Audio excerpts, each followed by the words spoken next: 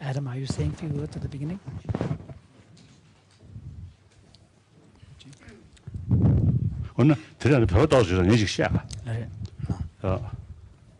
I think firstly, I may say a few words, because now this time,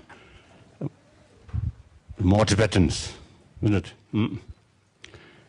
Perhaps, I think our scientific gathering, right? Scientist gathering, maybe I think this is the largest number. If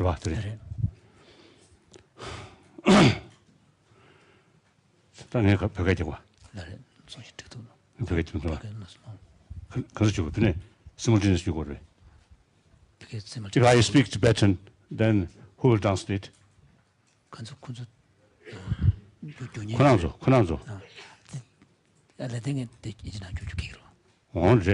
Yes.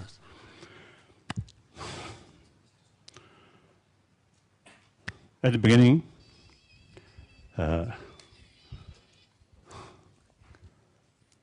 most welcome, all participants, and also those observers. And a special welcome or greetings to our old friends, long-time friends.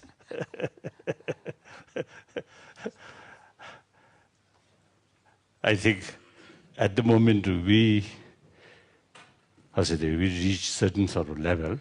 I think we really achieve some result in the field of understanding about external things as well as internal things. So this achievement, without your participation, will not achieve. So I really appreciate all our long-time friends, our scientists, and also those organizers. So, many of you, I think, knew, and particularly those Tibetans. So I may speak in Tibetan. It's much easier, isn't it? And also to the Tibetan, I think that's better.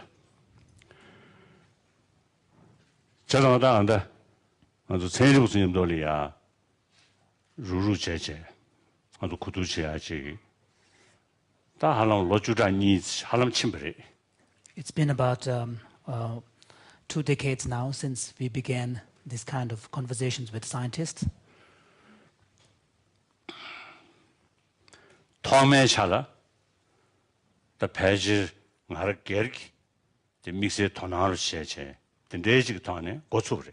Initially, these kind of conversations with scientists really began mainly on the basis of my own personal interest, and that's how the dialogues began.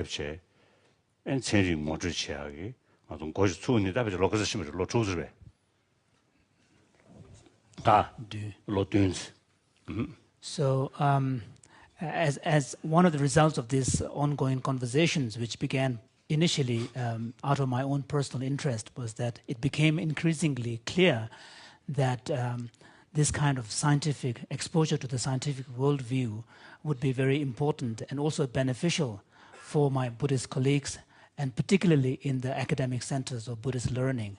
And because of this, we began the process of trying to introduce formal scientific studies in the monastic colleges, initially targeting selected group of students.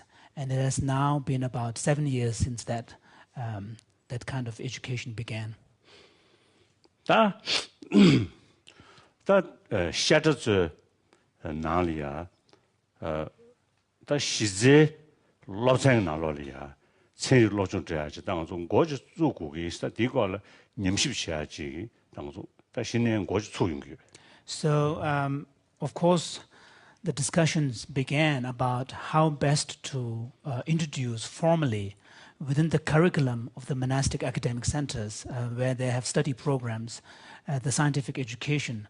And so now we have established a kind of a systematic kind of protocol to try to explore what would be an ideal scientific curriculum for the monasteries.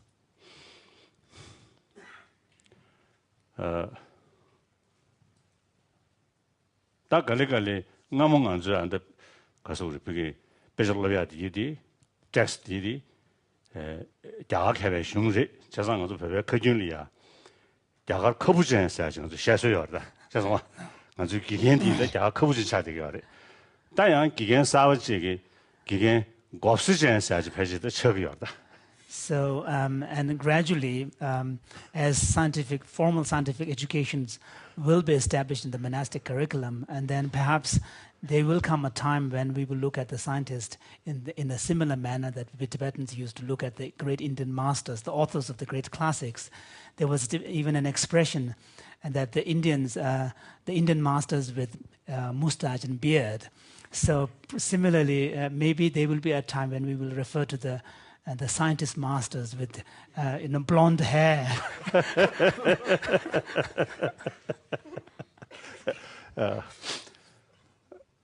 세상에 들이 인상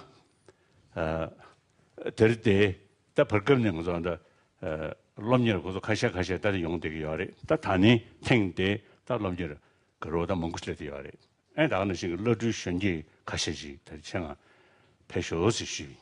So of course, over the last few years, during the Mind and Life conferences, we have had representations from among the monastic students at these meetings. But this time, it's a unique setting where we have a much larger group of the selected students. And also, I have, on our part, invited some young reincarnate lamas who are interested in this kind of dialogue. So they have been especially invited to attend this conference.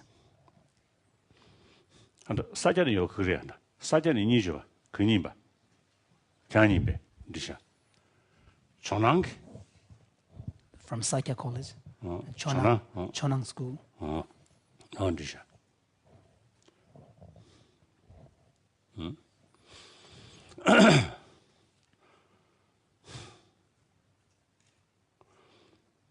다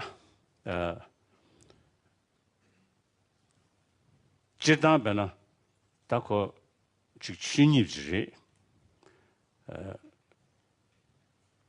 간다 가서 대선을 찍게 야기야 로얄이야 데드 미팅베 초디 다 고야지 계셔버리셔 자상가 미팅베 이 대선으로 니도스 여베이나 당도 인지가 나올 챌린지스 돼 디 여베이나 디 야기야 로얄이야 단단 더 숙체여 되지 별로 사잖아 그래서 산제베 쳐 나올이야 지금 서주 람나 아니 다지 탑식이 냠네 몽구지 요대야디 디 독초기 개기 방제촌에 다 변하지 통방 공방사로 지다 묘목 숙시 중 그러니까 아니 군다다 생기세요 근데 그 독초디 그다 남자는 몽구지다 그 림버를 몽구지에 인도산에 디 년배초디 데르템부지기 그다 남자 몽구관에 그다 리베리베신도 돼야지 그 용되기도 와 나린 것도 남게 냠능산에 쓰이나 변은 등징의 로지에 인도산에 미다고도 로지 계속 차인 거 야리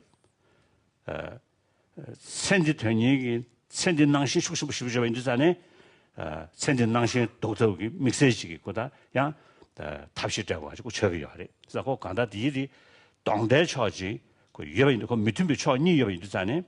뒤 수조디 딱그 야겨줘야다. 가서 그러고 그 내가로 신대야지. It seems to be, if you observe things, it seems to be kind of a part of the natural pattern.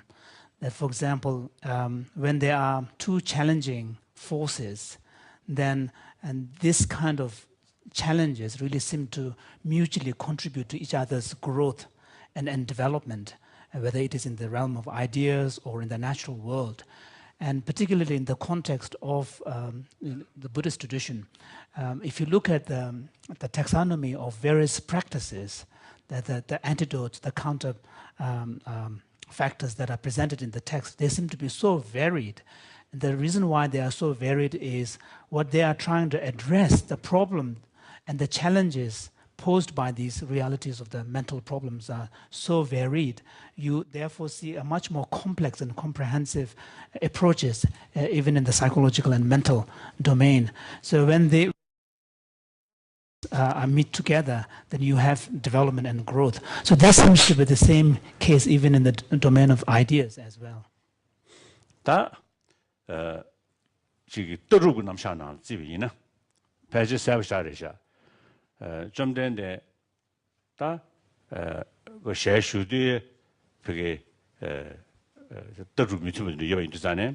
지금 되게 차네 그 낭배 떠르다 그게 폐견 레알이야. 단대다 그 판도 중리하래. 다음에는 세슈직디 로비 초절랑고 중사를 제라 다 초절 모종 공도와 세면 남샤 무디비 슝네 세면 남샤 슈청부 제가 인도잖아요. 로비 초절랑부 믹스에다 가서 우리 그게 두구를 깨니 세면 남샤 슈청부 소인 바래. 달라야 야 치르베 지다 댄징 남샤가 천배 지 변 다도 유를 주주 천배 지들 제디 치르베 슝 슈청부지야 다른 인도잖아요. 양대 가서 우리 로빈 처지랑 걸로 각배 소리제 윤두산에 반대 처자기 다양 데이터를 양 가서 우리 남셰 싸버지기다 통용하지 디슈로 전부 뒤에 양 괜찮 쉬워서 세징 중 나올라 양 가서 우리 통용하지 그게 대 가버장에 쳐도 매나 아니 낭배 로빈 뒤에 세면중 가서 우리 그게 So this is particularly very obvious in the domain of philosophical ideas.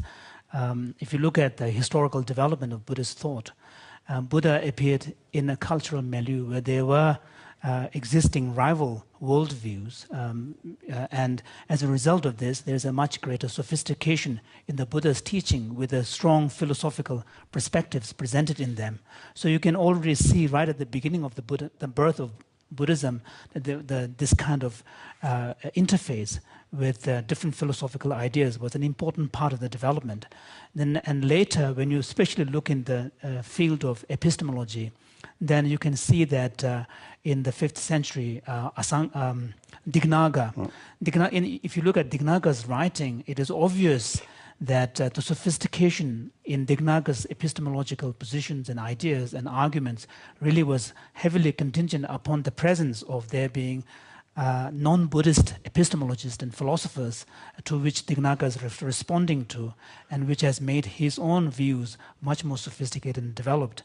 And then later, there were non-Buddhists who were responding to Dignaga and critiquing Dignaga, which then led to the development of Dharmakirti's new ideas and more developed epistemology. And then, of course, Dharmakirti was again responded to by the Nayas and other non-Buddhist Indian philosophers. To this came the reply, much more sophistication from Shantarakshita in his Tattva Samgraha, which is the compendium of reality. And so one could say that, if there hasn't been these kind of challenges posed to these ideas, the sophistication in the Buddhist epistemological thinking and logic and so on perhaps wouldn't have taken place. 다 나상으로는 kenser이 루주랑이 변한 다외과 차샤비나 아니 루주고 공부는 시전 산제장 그때 산양 전나데 로벨 랭댕기 디미두스니 양그 critical view 숙청부지 영어 인도자네 반대 나와자고 디세셔드 나 인도자네 양고 세드신 차도와. So even within the Buddhist schools themselves, there had been a lot of debates, internal debates. For example, in the aftermath of Nagarjuna's influential writing on middle way philosophy, Buddha Palita interpreted Nagarjuna, to which Bhava Viveka wrote a very extensive critique, and to which Chandrakirti responded, and then again brought much more clarity to our understanding of Nagarjuna's philosophy of emptiness. So this kind of debate has been part of the internal development as well. Then,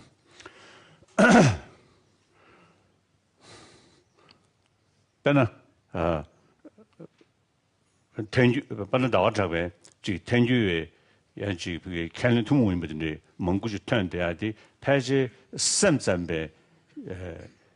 가서 우리 직송로 시부직 숙성부지 예배 인도자네 달라대네 패질 만든다에 아니 지 간에 계스네면도 드저 용대 패질이 생기. Similarly, if you look at Chandrakirti's exposition of the middle way philosophy, there seems to be much more substantive philosophical claims and lot more clarity in his writing. And one could say that this is a result of the presence of there being a very highly developed, sophisticated, mind-only, idealist school of Asanga.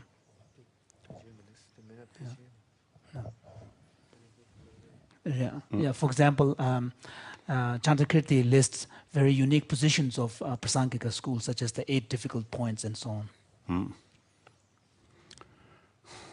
다 규리주사 매베디 두어리샤.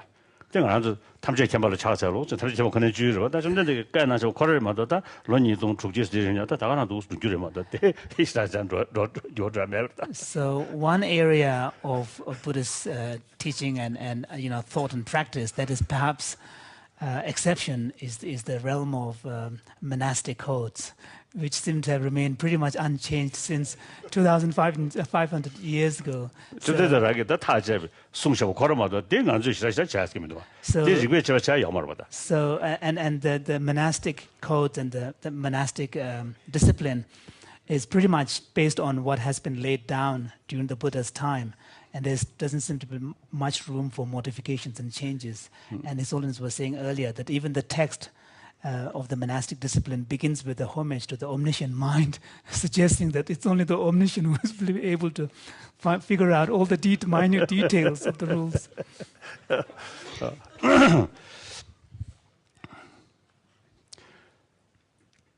다 들어 답관 들어 20에 나는데 들어 20에 디나라 다 지기다 주로 그다 개인 용기하라 양걸 하고를 젠도 다 에시에 나로리아 낭셔라 강내시 차여래. So historically speaking, the 20th century has been a difficult time for Buddhism in general, particularly in Asia in the 20th century. No, I mean, in the 20th century, the challenge about spiritualism, general and okay. particularly Buddhism in Asia. In Asia, yeah.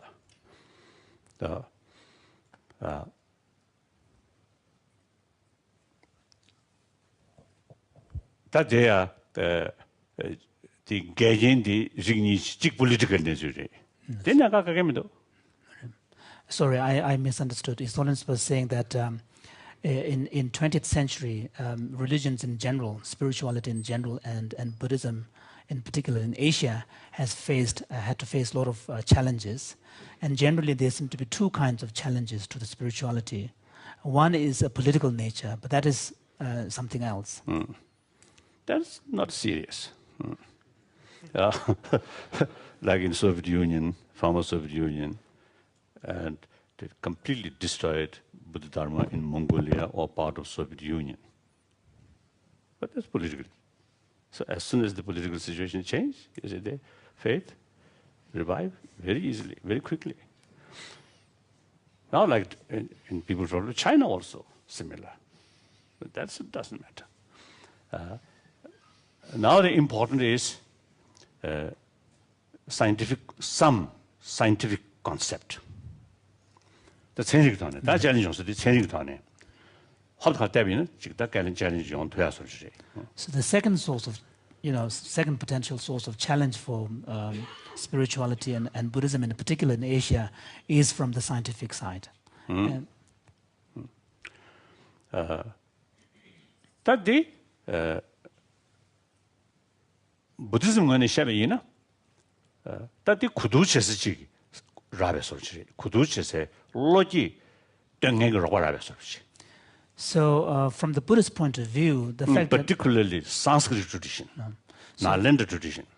So from the Buddhist point of view, and particularly the Nalanda tradition, which is Sanskrit-based, the Buddhist intellectual tradition, from the point of view of this tradition, in fact, one could see this reality as a challenge for an opportunity for further exploration and discussion. So Toma ngazu tsube kadu ne kamisho nan shiri ban Nalanda chujugun rodanti 당신 젠니 아니 라처버 중나 디칼린치야 당신 젠니 라마처버 연구도나 더둥디 간다 연구도나 아니 개가이네 디 다치지바 말했음 짜고 하지 또 싸연 로단 들어보다 so 인도 scientific 톤은 로데야 되다니 경험해서 통돼요. So and this opportunity challenges can be seen as an opportunity for gaining new insights, fresh insights, and we have brought up this point right from the beginning of our Mind and Life dialogues, that from the point of view of this particular brand of lineage of Buddhist tradition, the Nalanda tradition, since the fundamental standpoint, the epistemological standpoint of this tradition is to really appreciate the need for reason-based understanding and evidence and reason-based understanding, so that if there are certain facts which as a result of experiment and based upon evidence, if we see clear evidence of their presence, then these are something that the Buddhists will have to accept as part of their reality. And if there are certain facts which even may have been part of the Buddhist heritage for a long time and mentioned in the sutras and so on, if as a result of constant investigation and experiment no evidence is found, and furthermore, if contrary evidence are found from the scientific side, then even if these has been part of the Buddhist kind of tradition and explicitly mentioned in this text, we will have to reinterpret them.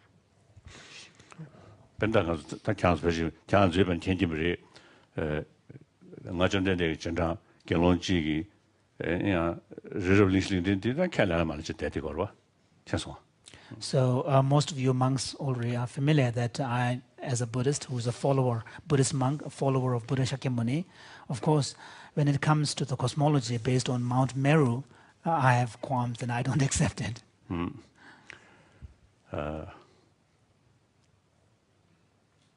As external matter is concerned, I think modern science, I think more reliable sort of authority. I feel like that.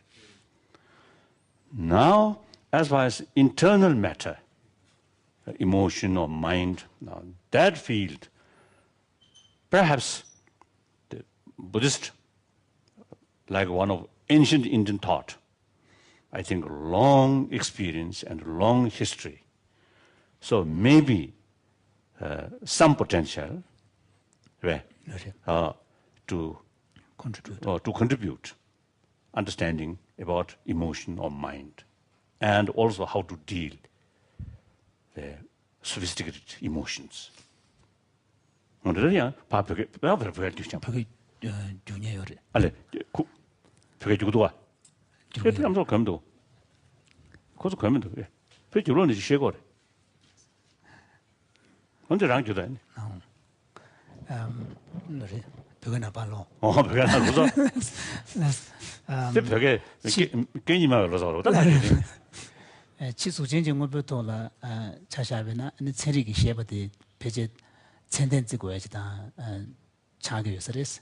이내 나 셰베 남샤다 하고도 초년 용초 그랬다.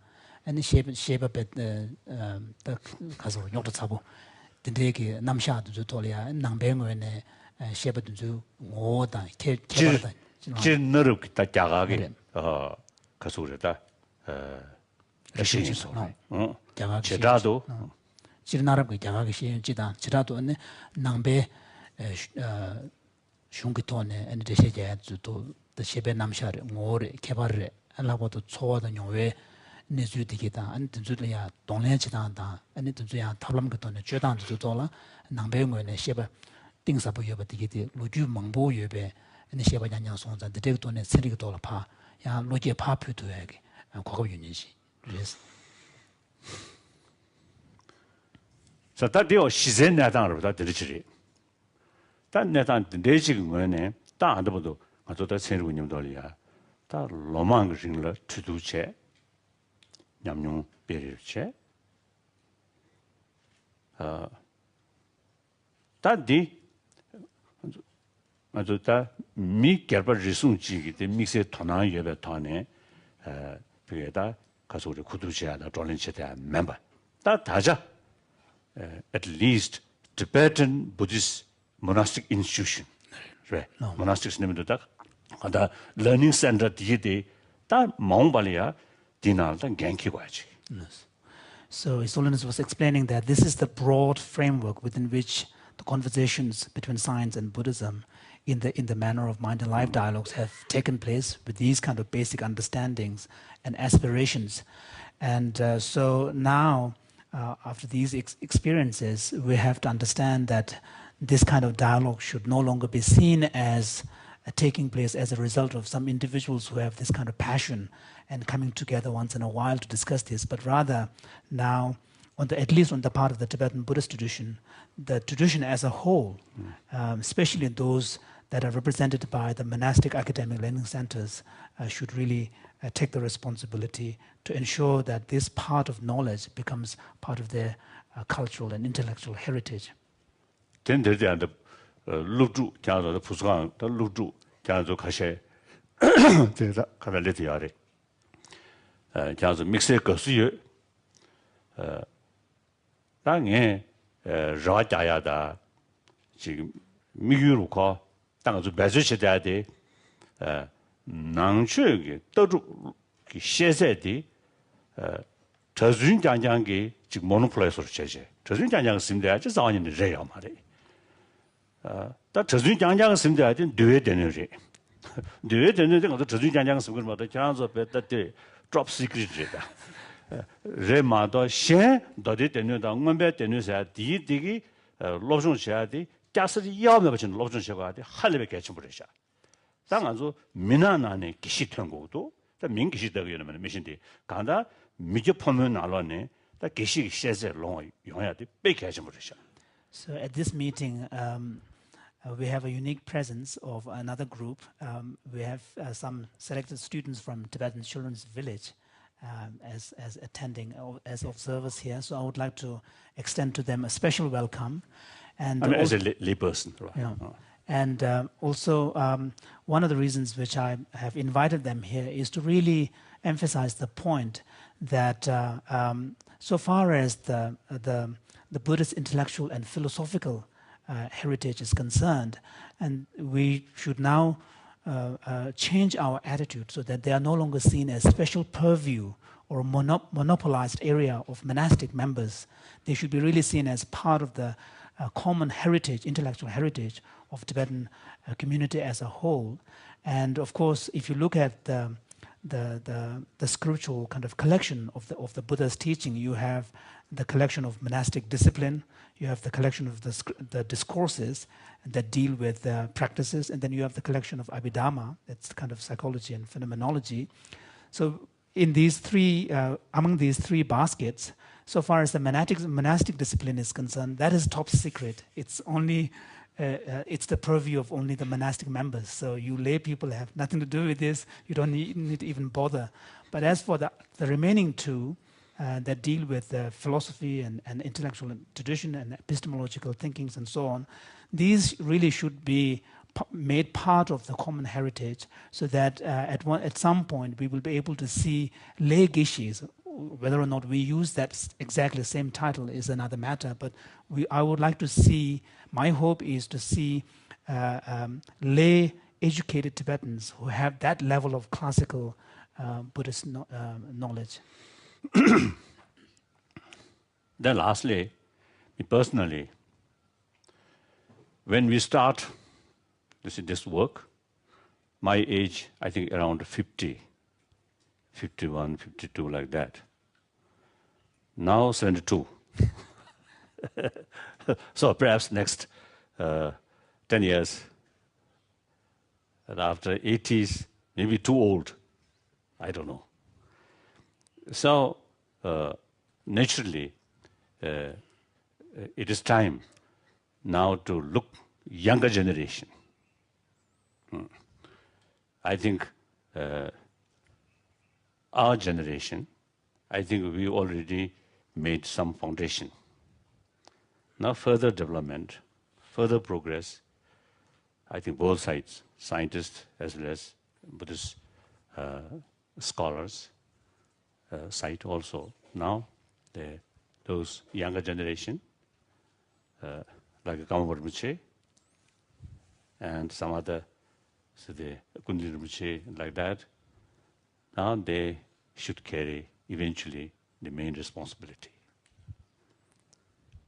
Chazao nge dila gorda, ta jugdu de nga gergyung ngani shibe inas, ta thoma nga zo chenri chongdu de swaya chobe gochu de zane nga lo peji ngabju nga ranchi.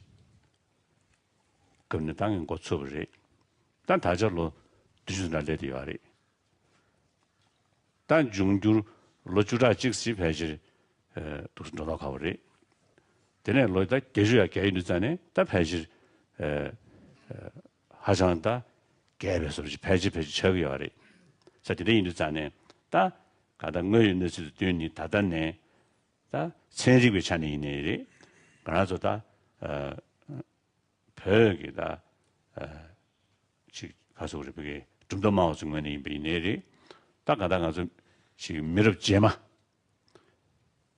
배나 까먹을 무시리, 그걸리는 무시리. 그러나서 서로 딴다. 딴 나신 미럽 사바들이 다 준비를 권한지 장수 미도 샴바티 되기. 다 준비해지니 갱굴랑 거야지. 또 뭐 있는 저도 와. Thank you. Now your turn.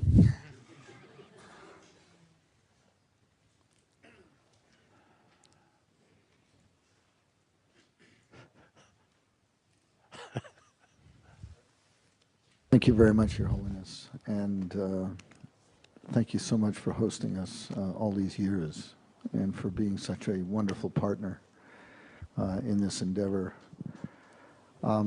As I look back 20 years ago and look around the room now, it's been incredible progress.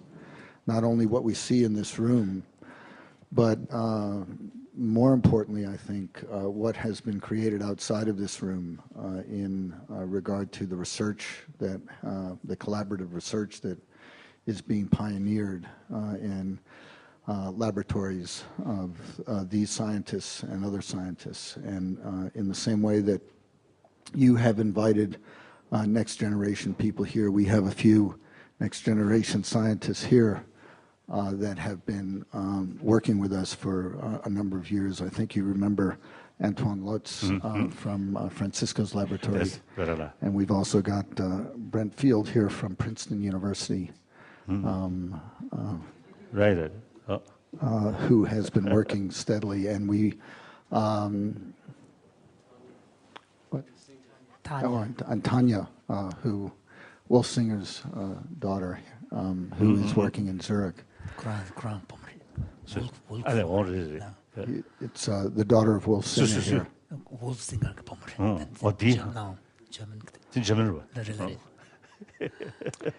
Yes.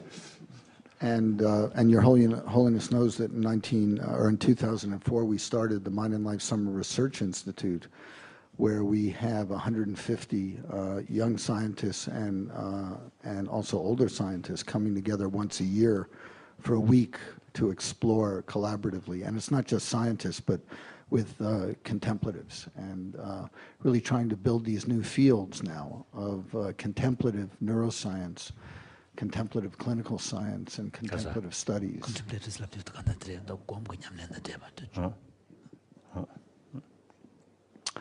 So now we, as I was mentioning to Your Holiness, for the first time in 20 years, we actually have a plan, a 10-year plan, to think about how to develop this in the future. And we very, very much want to incorporate the younger generation from the Tibetan side in this, and Your Holiness Karmapa and others.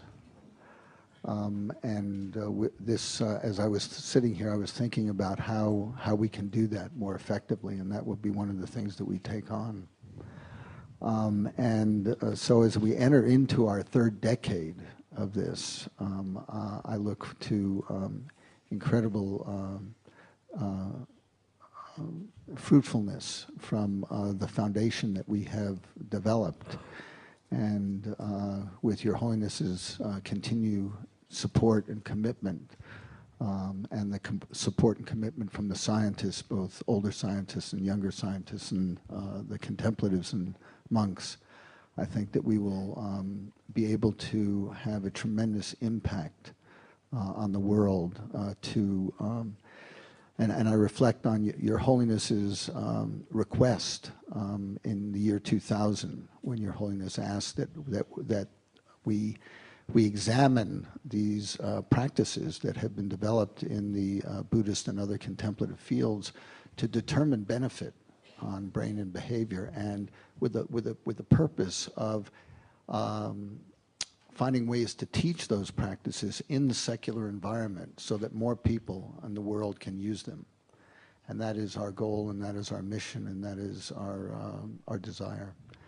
And so it is in that spirit that we open our third decade of work together, and welcome everyone here, and all of the people who are not in this room. And I thank Your Holiness, and I thank the private office, and all of the scientists and the participants here, and all of our sponsors. We have many, many more sponsors than we've ever had before, and without their help, a lot of them here around the room, none of this would be possible as well. And of course, our long-term financial partner, Barry Hershey and his son, the Hershey Family Foundation. So thank everyone. Thank you all for being here. And I turn it over now to Richie and to Arthur for the 14th now Mind and Life Dialogue. Thank you. Your Holiness, I would like to begin by first expressing my personal gratitude and the gratitude on behalf of all of the participants. Your commitment to these dialogues over the years, and your encouragement particularly of the research as we go forward, has made a substantial difference to my life and to many other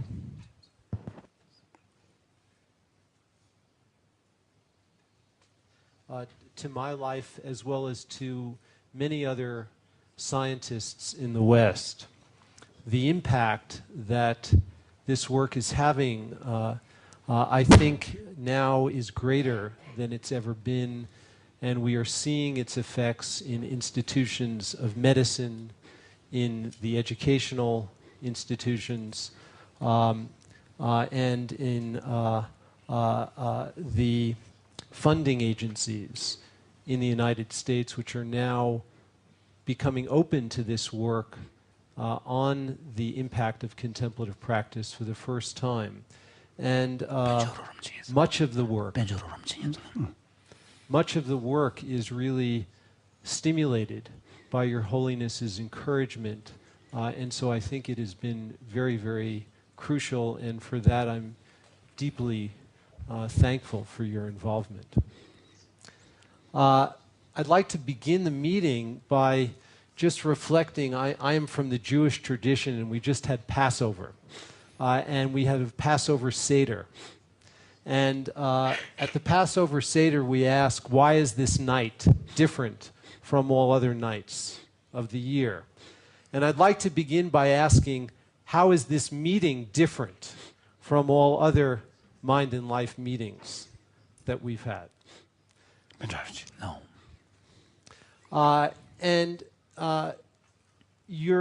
As you know, Your Holiness, the meeting is based on your book, The Universe in a Single Atom.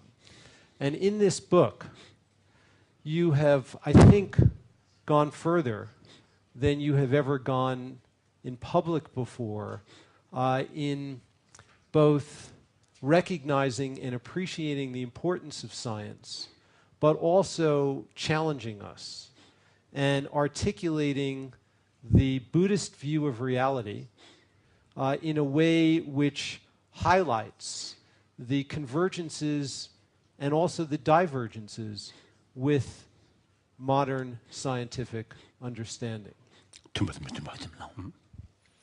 It is our fervent aspiration that at this meeting that you continue to articulate the Buddhist view as well as your own personal views, which I know sometimes differ from the traditional Buddhist views, so that we can further deepen the understanding of the points of convergence and the points of divergence.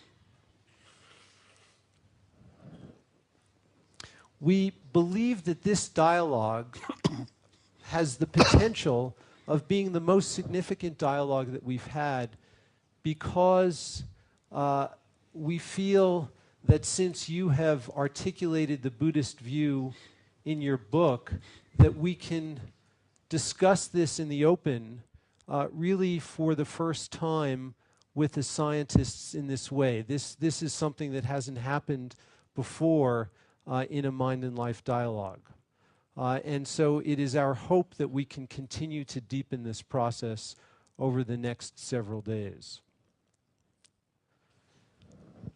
The structure of this meeting will be a little different from the structure of other Mind and Life meetings.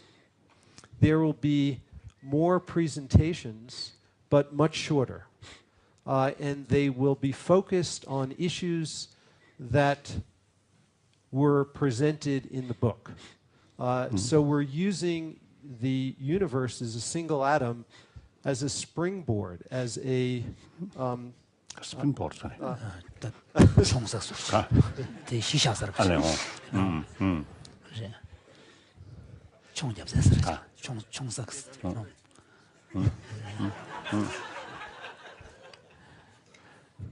We will also have multiple Buddhist presentations to further the understanding of the scientists of the Buddhist positions on a number of these very critical issues. We have several goals for the meeting.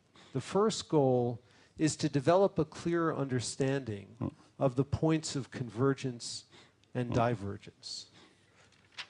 The second goal is to identify areas where further research would be very valuable, and Your Holiness's counsel and views of this, I think, will be very influential in how we move forward with the research. And the third is that we have as a goal the hope that the deepening collective understanding of the nature of reality, that it will be brought together from both the scientific and the Buddhist perspectives, will ultimately help to relieve suffering as we understand reality more clearly. And that this understanding will penetrate the scientific traditions, the medical communities, and the educational communities in the West. So those are our goals for the meeting, and now Arthur will amplify on them, and then we will summarize some of the key challenges that will be themes for the entire 5 days after Arthur discusses these issues initially. I'd like to also express my gratitude. Is it working, do you think? Yeah. It is. All right. Express my gratitude and the privilege for once again working with you on these important issues. You spoke about the importance of being challenged. That Buddhism only improved through the challenge which other systems of thought offered to standard Buddhist understanding. We hope, on the one hand, to challenge you further so that you can improve your understanding of Buddhism as well.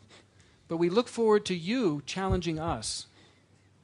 Scientists come here also open-minded. You spoke about the openness of Buddhist philosophy to change. And I think I can speak for every one of us. If there are good reasons that you can offer for changing our minds based on your own experience, then we are also ready and willing to learn from the Buddhist community as well. We come again not only as individuals, but we come as community. You mentioned that also in your introduction.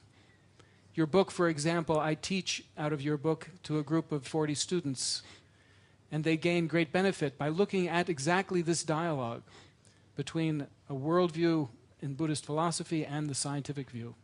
So not only is this of value to your monk scholars, but we have young scholars also in the United States and around the world, 18, 20 years old, then they end up in the Mind and Life Summer Research Institute, and they can deepen their understanding. So the work we do here is a microcosm, is a small image of something which can be of much greater influence and importance. We want to urge you to speak candidly. Is that Candidly, clear? Frankly. Frankly. No. Yeah. In the past, sometimes I have noticed out of politeness to the scientists, I had the feeling that you were withholding some of your thoughts. I don't think. But we're going to... one thing, when TV could do that. No. To do something like fresh and the Jason you know that. Holiness was just, he was saying that he just wanted to warn you that some of the ideas that may have been very fresh when writing the book probably now might have been forgotten as well. The challenges. So that you may find to be something like a new person. But once mentioned in the book, but now today, no idea like that. No memory now. Yeah, we've built that in. We put it in. We will put in reviews of our scientific work, and you will, I'm sure, remember at the hand of our reviews. So we urge. While we are gathering, of course, everybody have the opportunity to put questions or make comment or your own sort of viewpoint. You can easily mention, you can say, and then our program, the afternoon program from 1 to 3:30. 3:30 now. The other day I mentioned, Adam, in morning time is not much precious, doesn't matter. But late evening, then time is very, very precious for me, for sleep. So therefore, of course, after our sort of bigger meeting, bigger gathering, then of course, some of you may feel time for retire, but some younger, hopefully, remain another sort of session after 4. After 3:30. After 3:30. Jenny, that to do any kudunyam hogurji. Shasma. Kudu several kudu shashuna. Yamanda sometimes. His Holiness is mentioning to the monastics who have gathered here that after the formal session ends at 3:30, it would be, he has requested some of the scientists to stay on. Some might want to retire, but those who stay on, the monks should take the opportunity to be much more candid and free in their questions that they would like to discuss and ask. The older ones will stay too. Most welcome. Of course, most welcome. Because digging so. Oh, very good. So, again, concerning the format, Richie and I will share the role of moderator.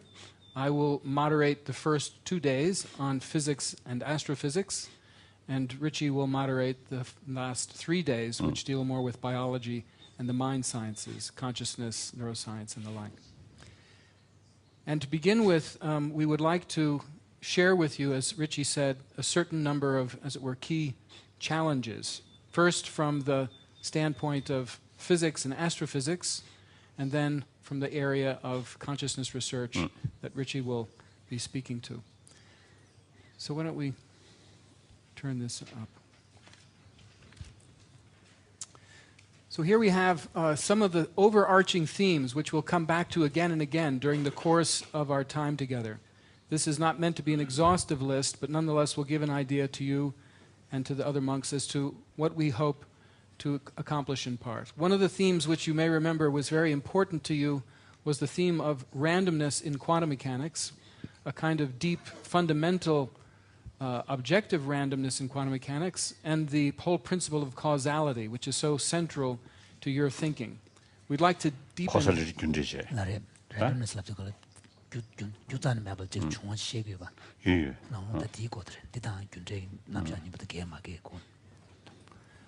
So Anton Zeilinger, who brought that forward originally and spoke with you both here and in, you remember, in Innsbruck. Yeah, he will also, he and I together will develop that theme further and see if we can't challenge you again with regards to quantum mechanics, and you can challenge us on our ideas. Secondly, one of the things which, in some sense, we have in common with regards to modern physics and Buddhism, it seems that the idea of substantial objects that have an intrinsic identity or existence is challenged, is no longer thought to be a proper way of understanding. That as one goes to the level of atomic physics or quantum field theory, that the subtlety of our concepts must, as it would, become much, much, much more subtle and careful. So how is it that one works with a reality in the absence, in the absence of essences, or how does one work in the absence of these essences?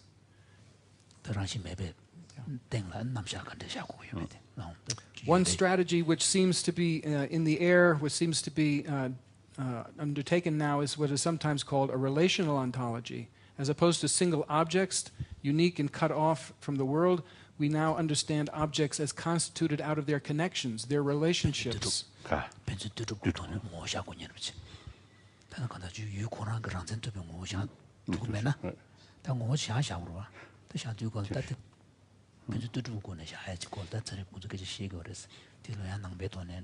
in this view, we have on the one hand a kind of emptiness with regards to an ultimate existence, but then an interconnectedness from which phenomena arise. And so the role of experience, the role of phenomena, becomes very important. Next. Now here's a new topic which we'd like to introduce, because science has continued, and quantum mechanics in particular has continued. And since Anton and I have worked with you some years ago, a whole new field has emerged, which is called quantum information, or quantum mechanics, and you could say with the difference between classical information, classical meaning, and a new domain of quantum meaning or quantum information. Information say the concept not subject to.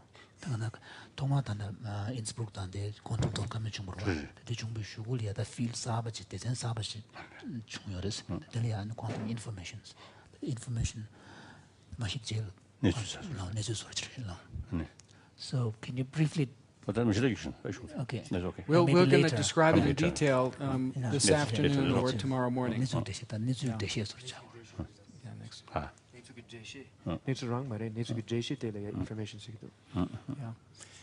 Another issue which came up with George Greenstein on astrophysics concerned the beginningless universe of Buddhism versus the Big Bang, where there is a single origin. So we'd like to look again at that theme and ask some of the deepest questions that arise at the question of the Big Bang and the beginningless universe. And then finally, this world of physics and astrophysics provides, you could say, a kind of worldview, a way in which we experience and interpret the world. And this has ethical implications. This is something again and again which in your book you draw to our attention, that a worldview has ethical and moral implications. So we'd like to be able to speak together about those as well. So these are some of the overarching themes that the scientists who are concerned with physics and astrophysics will specifically deal with. And in the neurosciences and mind sciences, these are some of the key themes that we will be addressing. First, is consciousness a primary phenomenon that somehow transcends biology? This is a theme that you have come back to many times in the book, and it is... 말해 지단 시바세데 쿠란 그 모든 수진을 마다 직 reduce 제 매버지 간다 직 수진 조샤는 시바스 지 통만에 샤원이 자기요 나온 그런 중에 시바는 바이올리즘 뜻이죠. Wolf Singer, who you met in Washington, will be addressing this issue later in the week. Next is, why did subjectivity evolve? And what function does subjectivity serve? And can there be a science of the subjective? And here, Your Holiness, you mentioned in your introductory comments the long history, the 2,500-year history of Buddhism in developing a science of the subjective. And the interface of that tradition with modern mind and neurosciences and how it conceptualizes the subjective and why subjectivity evolved in the first place is an issue that still remains very key in these areas of science, and we will be exploring that.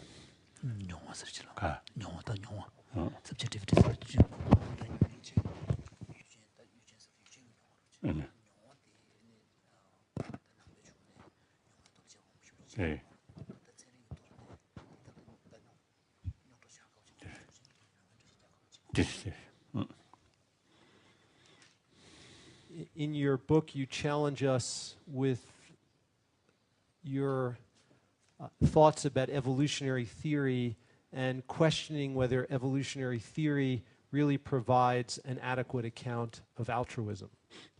And this is... evolution.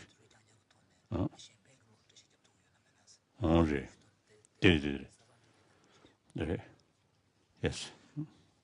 So we will address this. Ben Shapiro will be talking about this, and I'll be talking some about this to explore new ideas about how we can reconcile evolutionary theory and the evolution of altruism. Another key issue that you have raised several times, many times in the book, is about sentience. Sentience.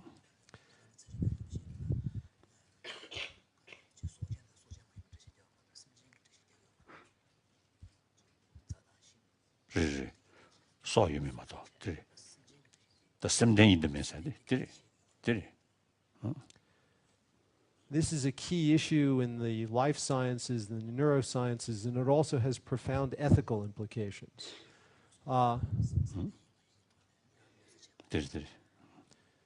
So this is something we'll be exploring, and Martha Farah, who is new to the dialogue, is a neuroscientist at the University of Pennsylvania who specializes in a new field called neuroethics.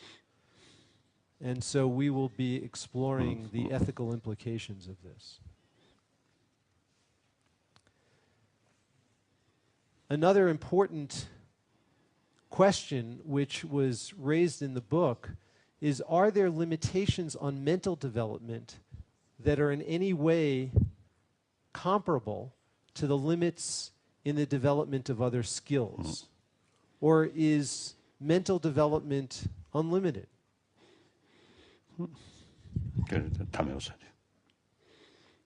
And this raises many important issues and is a key challenge for us, and we will, I think, have a good time exploring that.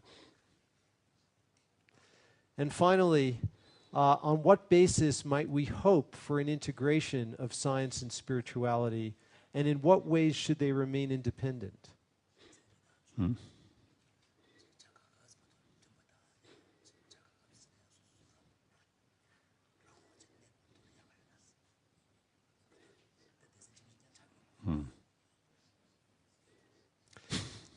So these are not meant to be an exhaustive list, but these are themes that will, I think, come up repeatedly over the course of our time together over the next week.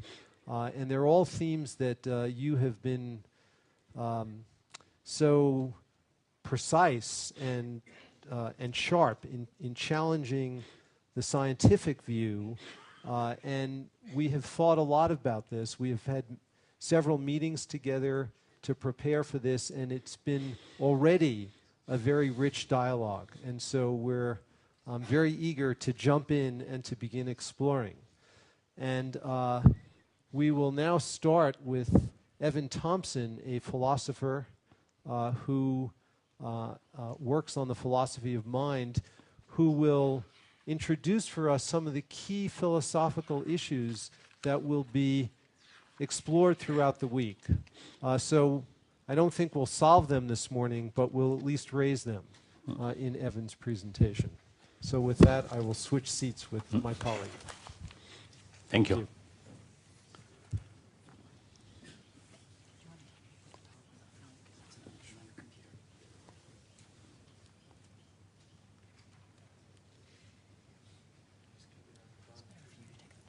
Okay. Too distracted for you. Okay, I'll keep a lookout.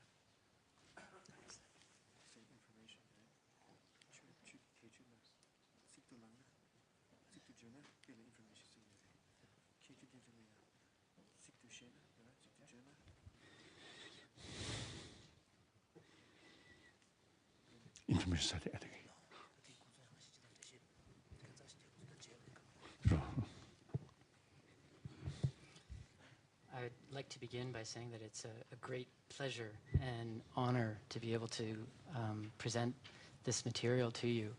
And I'd like to thank you for this opportunity, and also to thank Adam and Richie and Arthur.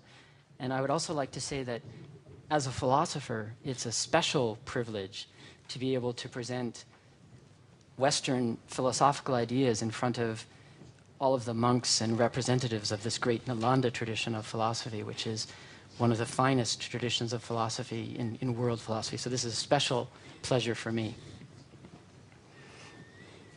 I want to begin by giving an outline of how I'm going to structure the things that I want to present. I want to, at the beginning, briefly mention a basic convergence in Buddhist and scientific ways of thinking.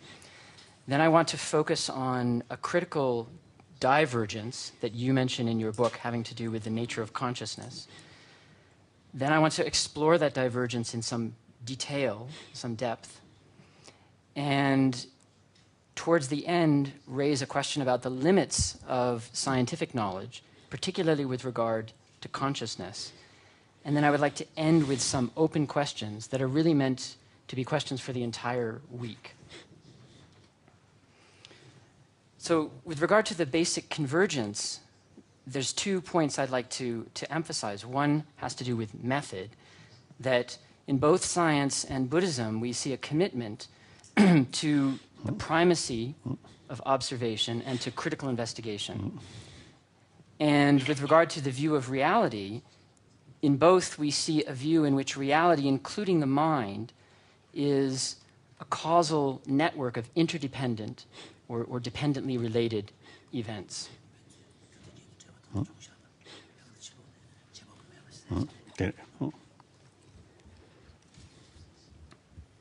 Now, given that convergence, the divergence that arises has to do with, as you phrase it in your book, the critical issue of the role of consciousness and everything that follows from this, that logically develops and follows from this. And this is what I want to focus on. The key questions, as I see them as a philosopher, are these three, which again are meant to be questions to come back to throughout the week. First of all, already mentioned by Richie, is consciousness a primary phenomenon that somehow transcends biology? Somehow transcends. 대박.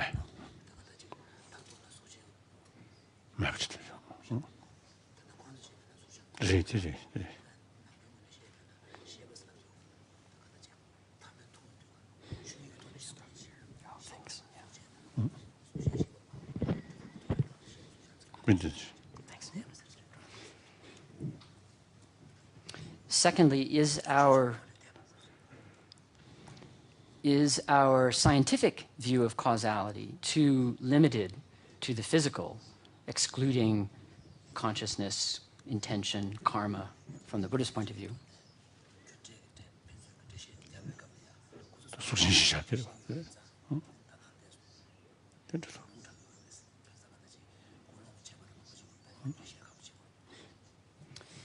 And then thirdly, can there be downward causation from the mental to the physical? Also something that you...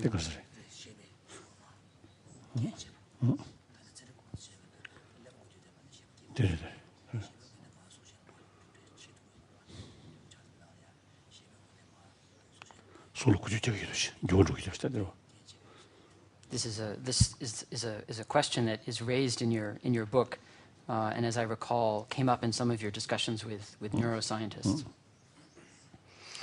Okay, so now what I want to do is to explore this.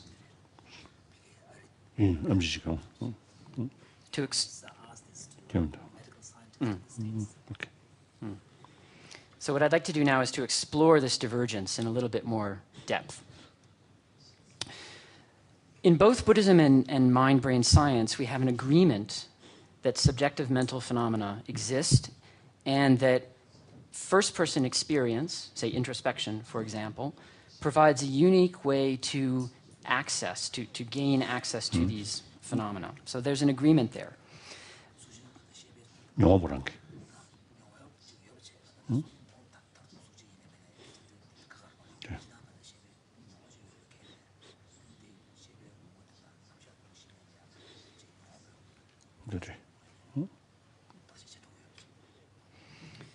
But the difference arises with regard to the conception of the nature or the underlying nature of these mental phenomena.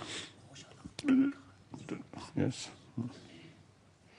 From the point of view of mind-brain science, mental phenomena are thought to be biological in nature. Yes. And from the point of view of Buddhism, mental phenomena go beyond or transcend biology. Now, what I'd like to do is say a little bit about the scientific view that sees mental phenomena in this way. And here, two ideas are important. The first idea we can call biological naturalism. And this idea is that mind and consciousness arise from and are realized in or embodied in the workings of the brain. And then secondly, a much, much more general idea, the causal closure of the physical. What this means is that no physical event has a non-physical cause. Or to put it the other way, if a physical event has a cause, then it has a physical cause. The idea here is that take any physical event and ask what is its cause. To answer that question, you need never go outside the system of physical events. So there's a kind of closure, a sort of system closure. You need never go outside the physical to explain a physical event. This is a basic principle of scientific thinking. 그 피지컬의 준비 인사, 피지컬 고난을 해야죠. 배. 가다 선 뱀불되는 중으로다 다 걸어로다 다 그래. 인지. 네.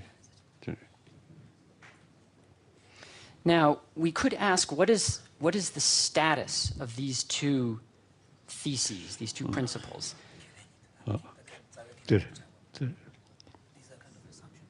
Yeah. So in your book, you suggest they are metaphysical assumptions and that they're a matter of philosophical choice. From a scientific point of view,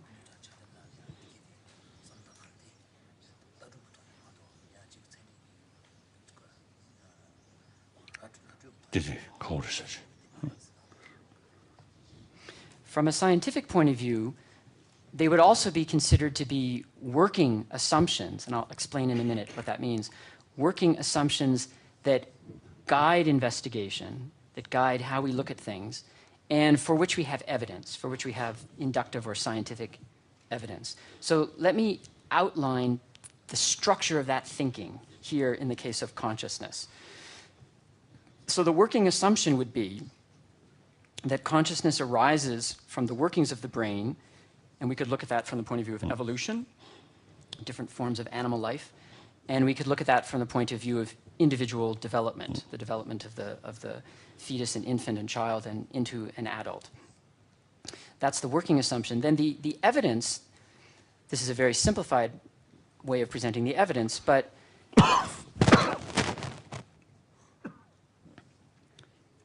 the scientific belief is that no conscious process seems to occur without the workings of the brain, and affecting the brain affects consciousness. The conclusion, the working conclusion then, for scientists, is that brain processes constitute consciousness. By constitute, I mean they make they are consciousness, or they make consciousness what it is. Now, in your book, you make a number of points that I think challenge this way of thinking. And here I just want to mention them, and again, the idea is that we will come back to these throughout the week. One challenge is the idea that there may be limitless potential for transforming consciousness, whereas with regard to the physical body, there are certain limits having to do with the structure and workings of the human body. You also raise the point that evolution, both in the sense of cosmic evolution and more specifically biological evolution, that may be influenced by consciousness. It may be influenced by the future existence of sentient beings. There's also the possibility that there may be states of consciousness, at least this is, as I understand from a Buddhist point of view, states of consciousness for which there may be no neural expression or no neural correlate. So that would be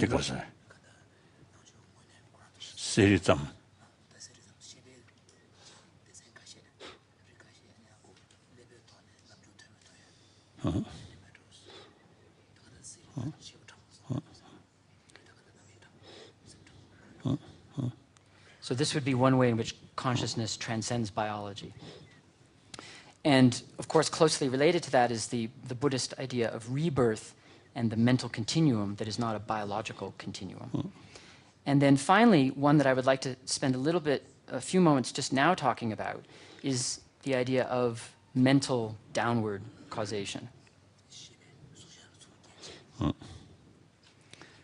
Now, this is a picture in which I've tried to diagram what I understand from your book to be the Buddhist way of thinking about the mental continuum of events, of mental events, the physical continuum, and the relationship between them.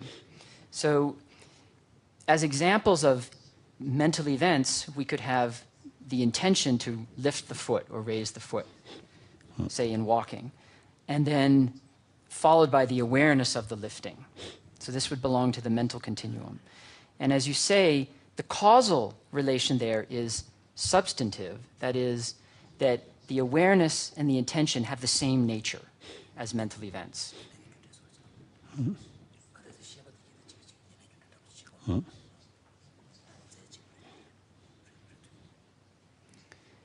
Then, with regard to the physical continuum, there would be the brain state that is correlated to the intention, and the brain state that is correlated to the action, the lifting of the foot. And the relationship between those brain states and the bodily movement would be, again, substantive causation because they have the same nature. But then you say, from the Buddhist point of view, the intention to lift the foot acts as a cooperative cause in conditioning the physical state of the physical event of the movement of the body. So there's this cooperative conditioning that occurs from the mental to the physical. Now, the scientific view, the standard scientific view, would be to say that, in principle, the foot rising should be completely explainable as the result of the prior brain state, without any reference to the mental intention. Why would we say that?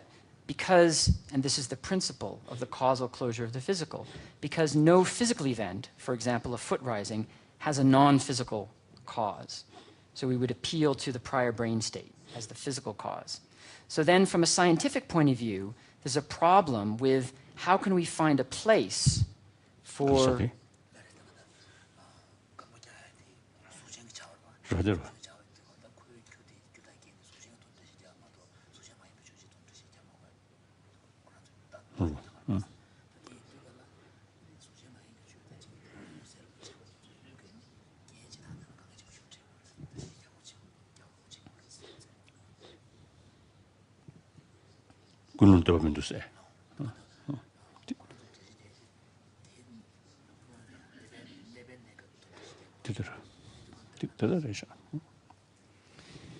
So from the scientific point of view, the problem that arises is then how can we find a place for downward mental causation? And this is, in a way, it's a dilemma for the scientist.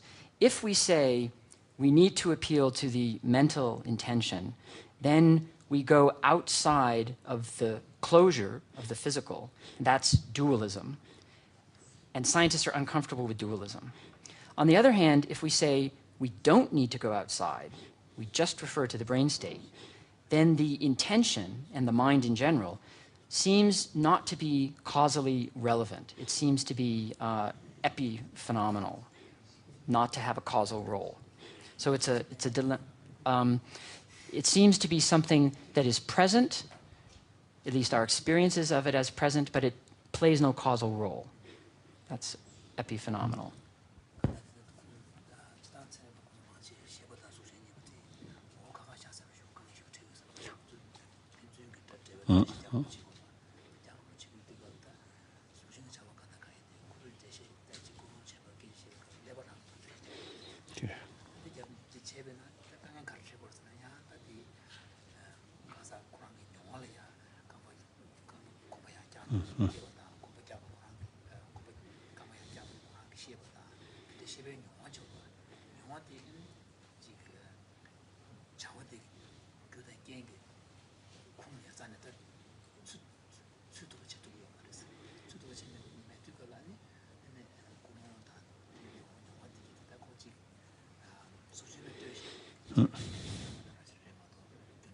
수신대be kare. Epis kare.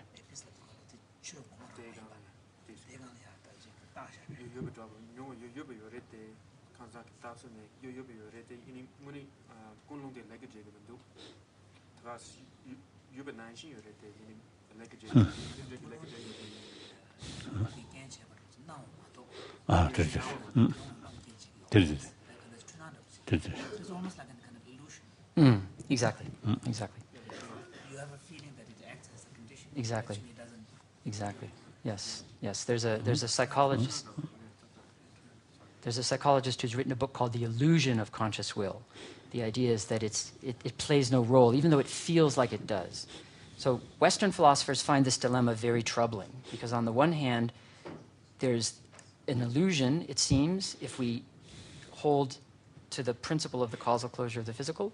On the other hand, if we give up that principle, then it seems we have to embrace dualism, which seems to go against science. 예수지. 샤가지도 맞았죠.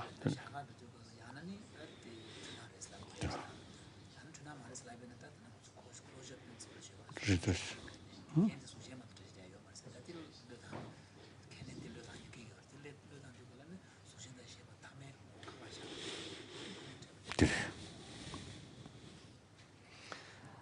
Okay, so that covers the heart, I think, of the divergence about consciousness. And I want to say something now about the question of limits of scientific knowledge with regard to consciousness, and then end with some open questions. From a scientific point of view, even if we assume that consciousness is a brain process, I think scientific and philosophical honesty requires that we admit that we don't understand how consciousness arises from the brain, assuming it does, and how mental causation is possible. So there's a fundamental problem here. There is a...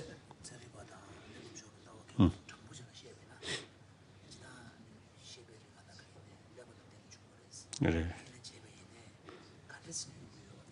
열심히 잡시. 쌈에다 그래. So Western philosophers call this the explanatory gap, that there's a gap in our understanding of the relation between mind and brain.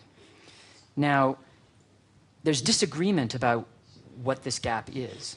Some philosophers say, well, the gap just reflects our limited knowledge of the brain. If we knew how the brain worked in much, much more depth and detail, we could close this gap.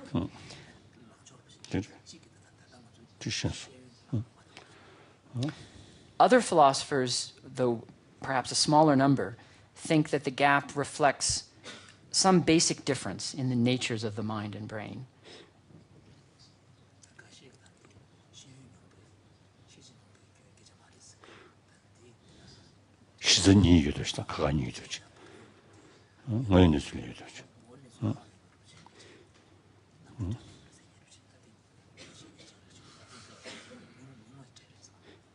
Now, I should say that in both of these views, the assumption is that mind and brain are definite things that in Buddhist terms have a kind of intrinsic existence or reality.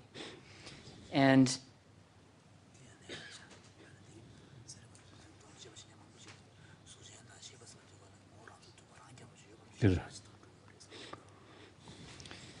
I'd like to just very briefly mention a third way that comes from Western philosophy, which says that we really need to change our assumptions and the questions we ask in this context. So instead of asking, what is the nature of things, mind and brain, as they are in themselves, we should rather ask, how do things appear in experience?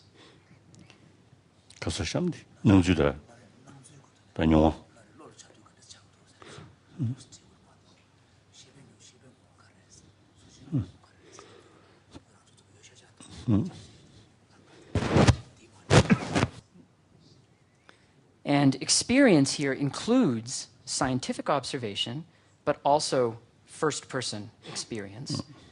And furthermore, and this is, I think, the really important point for this way of thinking, all scientific observation and measurement presupposes direct experience of how things appear. So, for example, if we have the idea that we will go into the brain and investigate it ever more carefully and find consciousness, and we go further and further, the fact remains that always there is a brain there showing up as something we can observe and measure because of our experience. Experience must always be in place in order for there to be something like a brain that we can find for analysis. So since experience must always be in place in that way,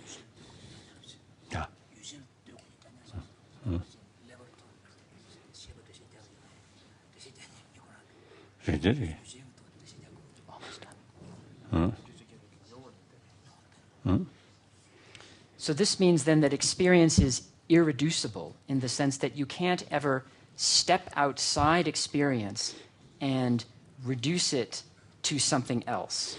You can't, as it were, look at experience sideways to see how it relates to something outside experience, because any view is always within experience. So for this way of thinking, we regain the idea that experience is primary, fundamental, and irreducible.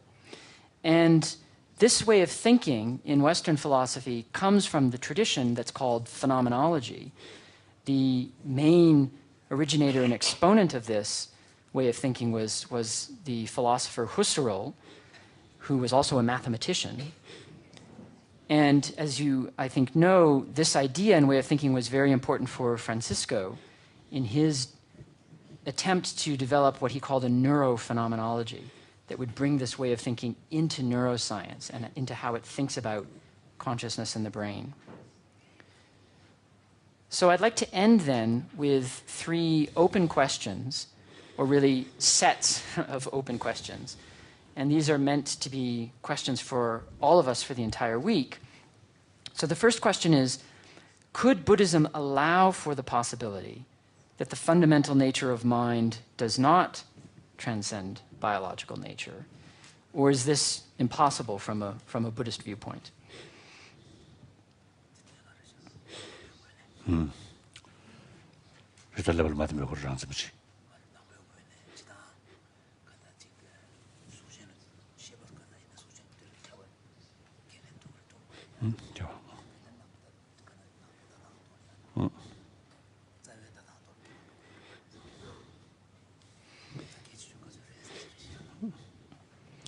Second question.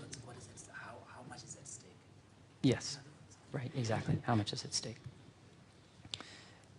Second question is, according to Vajrayana Buddhism, as I understand it from your book, there is no fundamental division between mind and matter, that both are different aspects of a non-dual reality.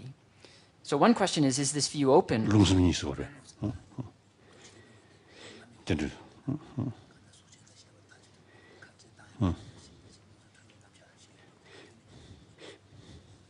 So one question is this view open to scientific investigation? And related to this, from the Buddhist point of view, how do these 2 different aspects of mobility or dynamism, prana as I understand it, and luminosity and knowing, fundamental qualities of mind, how are these related? Is there still something like an explanatory gap between them from the Buddhist point of view?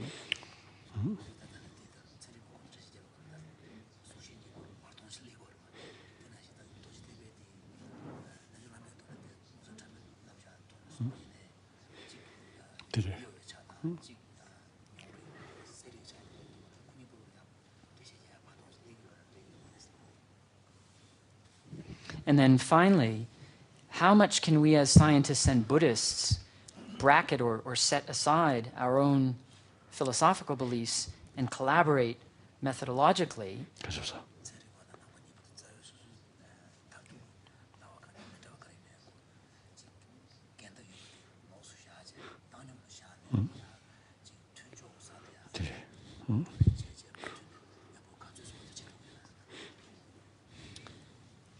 At what point does negotiating the philosophical differences become unavoidable, something we have to do?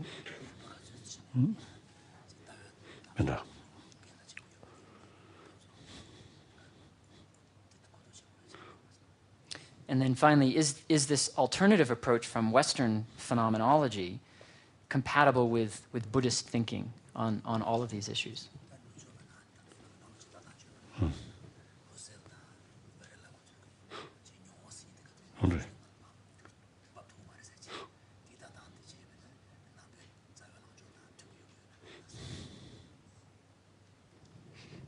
Thank you. Thank you very Thank much, you. Evan. Thank you very much. Do the seat switch? No, stay there for a moment. Let me just say a word about what's going to happen next.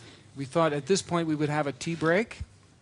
Then after the tea break, we'll invite John Dunn to speak a little bit to this, what Evan has done from the standpoint of Buddhist scholarship. So we have a parody. We have Western science and Western philosophy. Then we'll have a Buddhist philosophical presentation. And we hope also that you will comment and add your own thoughts. This morning session is meant as a kind of framing session, a way in which the big issues are are given in a general way. Later on, we'll take these up specifically, discipline by discipline. So we'll take a tea break now for about 15 or 20 minutes, I imagine, by the time we serve everybody. Thanks very much, Evan. Thank you. It was great. Very, very nice.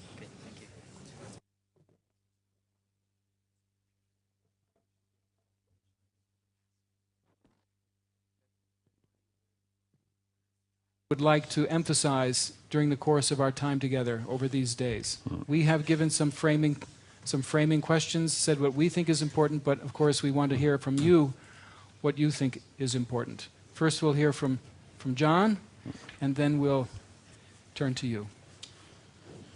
All right, well, am I on? All right. Thanks very much. I, first of all, would like to say that I'm very much honored to be here, and I very much appreciate the invitation, which I received only a little while ago and only knew about 10 days ago that I would actually be saying something. So I haven't had a lot of time to think about it, and I hope you don't mind. It's an unusual experience to be talking about Buddhism between His Holiness the Dalai Lama and His Holiness the Karmapa. A friend of mine, a theologian friend of mine, said that's like giving lectures on Christianity with Jesus sitting next to you. So I'm a little nervous. And I also have my first teacher of Buddhism, Bob Thurman, in the back, who always used to scold me for getting things wrong. So I'm afraid Bob's going to stand up and start scolding me in the middle of it, which probably he should.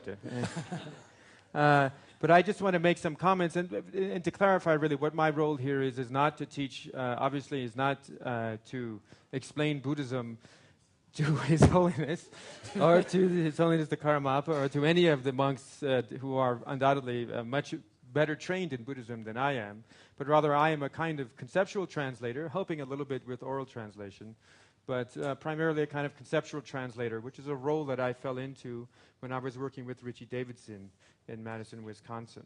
So I will be asked to give a presentation tomorrow with Thupten Jimba on some issues in Buddhist philosophy, but really it's in a way to try to encourage dialogue and not to present a full explanation. I'm not the person to do that. I think we have someone much better suited to that sitting next to me here. A couple of notes, though. First, I think that as a framing issue, one framing issue, if we step even further back than the steps that Evan took, is to think about what the nature of this kind of dialogue is. And part, I think, of the nature of this dialogue is that it's a difficult dialogue. There are those, perhaps not so much in this room, but outside the room, who will feel very challenged, both within the scientific community and within the Buddhist community. And His Holiness has already mentioned that in the course of the 20th century, there's a sense in which science almost seems to be posing challenges to spirituality in general. And that some of those challenges, I think, create a certain degree of trepidation and fear in various spiritual traditions. So it's important for us to especially take account of what we sometimes call in the humanities an asymmetry of power. We could say a wangcha cha min yamba in Tibetan, an asymmetry of power, where there can be a perception that science, not necessarily among scientists, but in the wider world, that science somehow holds the power, and that religious traditions are slowly being oppressed or challenged by science. And we need to be sensitive, I think, in the course of the dialogue, to the way in which that dynamic might manifest itself. On the other hand, it's also very interesting to ask, what is it that science is seeking in the dialogue? What can science get out of speaking with Buddhists? Obviously, Buddhists are seeking to understand reality.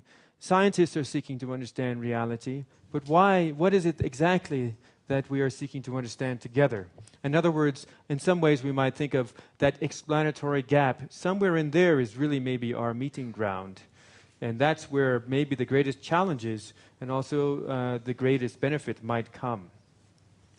Along those lines, I'd like to mention just another issue that I think is important that Evan ended on, which is the question of phenomenology. John, just let me ask. Yes. Do you need to translate yourself at all for His Holiness? No, I don't. Prejudice. Prejudice, okay. Yeah, thank you. I think Jivala will translate if need be. And in a way, I'm really not speaking to Rinpoche, I'm more speaking to the scientists in the wider audience. I think an issue when we speak about phenomenology, really this also raises the question of the objectivism of science and the possibility of truly objective knowledge. Is it possible to know the world in a way that, first of all, thoroughly apprehends the nature of reality, and secondly, does so in a way that is fully objective and is not dependent on an observer, for example, or on subjectivity? There's a tendency, perhaps, in the lay understanding of science to think of science as being fully objective, and that's a type of knowledge that is only third person. But the phenomenological perspective invites us to consider the way in which even seemingly objective knowledge is also first person. Along these lines, within Buddhism, we can think about the nature of judgment, or what we can call perceptual judgment, or cheshe in Tibetan. When I perceive an object, according to a very standard type version of the epistemology, the image of the object is created in my consciousness. And then on the basis of that image, I have an interpretation of that object. I might see it as red. I might see it as a flower. I might see it simply as a visual object. Which interpretation do I choose? Why do I have one interpretation over another? It's true that this is a reddish pink. It's true that it's a flower. It's true that it's a visual object. But which of these interpretations is the one that's coming to me now, and why? One way of thinking about that is the interpretations that I have of my perceptions are based in part on my training. And so if I am a scientist, the way I interpret data is based on the particular discipline that I've been trained in. We might all see the same data. We might all look at the same image in an fMRI image. But the way we understand that image, if I look at an fMRI image, I just see a bunch of colors.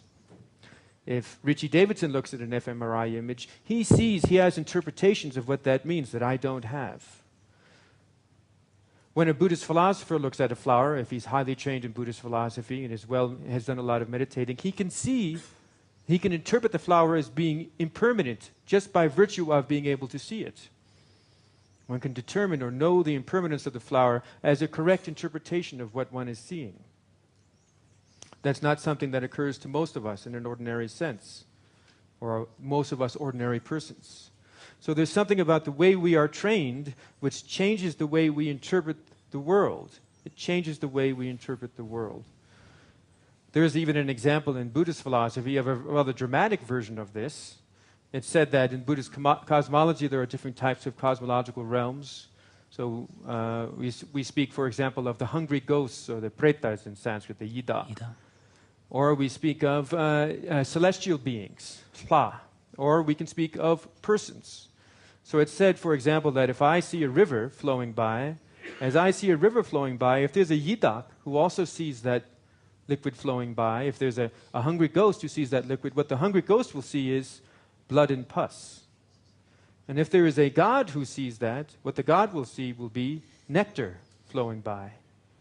Are all of these correct interpretations? At this level, in fact, the claim would be these are different kinds of beings, so that actually their perceptions are substantially different, so that even the image created in consciousness is substantially different.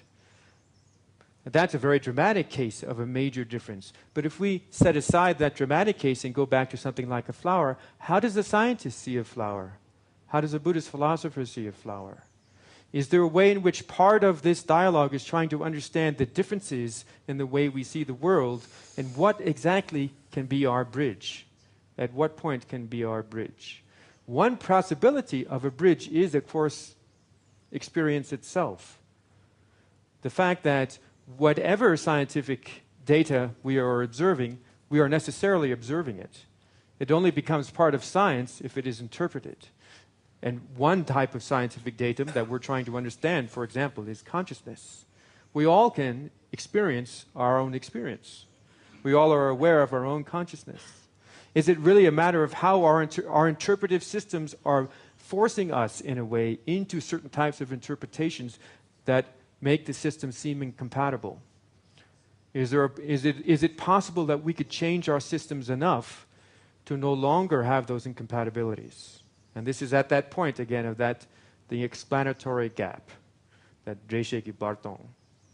So that's, I think, the main question I wanted to raise. The final issue, I'd just like to say that in terms of we've talked about challenges to science, and I would humbly suggest, really reiterate some challenges to Buddhism that His Holiness has already suggested. And one of these main challenges is actually the ability to take seriously the notion that the understanding of reality is tied to the relief of suffering. And that therefore we must revise our understanding of reality if we are truly interested in relieving suffering. Let me go back to one point here actually. That issue of relieving suffering is another very closely related to the interpretation of the flower. And I should really reprise that for a second. If I'm looking at a flower and I have various interpretations that come out of it, some of it have to do with my training, and some of them also have to do with my purpose. If I am seeing a fire, for example, and I interpret the fire as light, producing light, one reason for that might be that I need light. I'm seeking light. If I interpret the fire as being warm, one reason for that would be that I need warmth. I'm seeking warmth. If we take that notion then, what we're saying is part of our interpretations is the way we're trained. Part of our interpretations rest on what our purpose or our goal is. Is there something really fundamentally different about the purpose of science and the purpose of Buddhism, such that Buddhist interpretations of reality will always be divergent from scientific interpretations, because the Buddhist interpretations of reality, in principle, are always based on this release of suffering. Whereas, what is the purpose of science? Why are we interpreting this data? What are we heading toward? That may be a very key issue that brings ethics out in a critical way. And so finally, then in terms of challenges...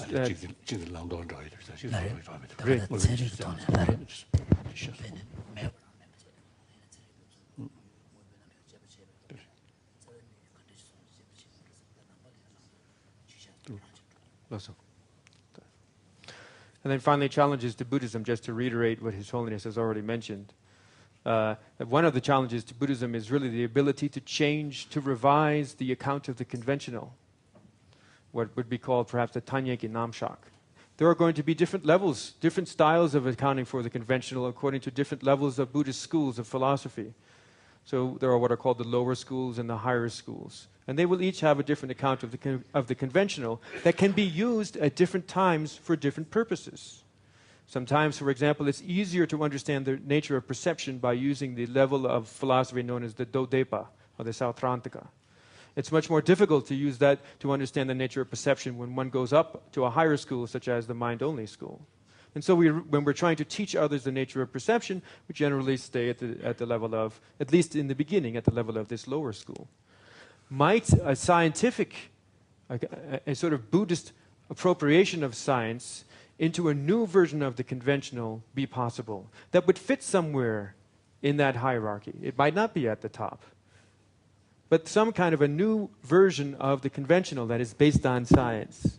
And especially, and here's a question that I'm intrigued by, could we come up with a version of the conventional based upon the Vajrayana, which I don't think has ever been done at this point, based on this notion of lungsami. Yeah.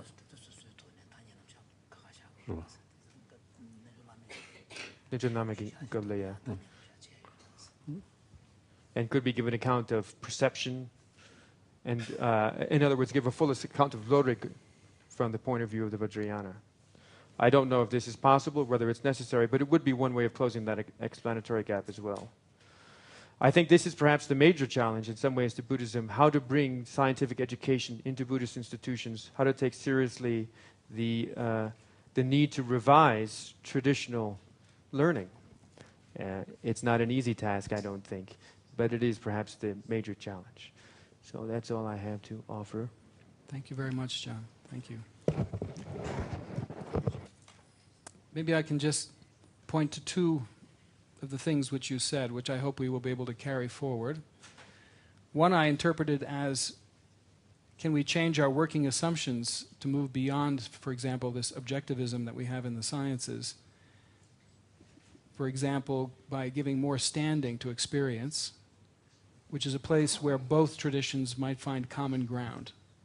Is it possible to actually develop a philosophy of, shall we say, experience from the standpoint of physics and cosmology and neuroscience and so forth, on the one side, and also from the other side, the Buddhist side? And I take that to be connected to this final comment of yours concerning the Vajrayana, that is it possible to come up with an account of conventional reality from that vantage point also?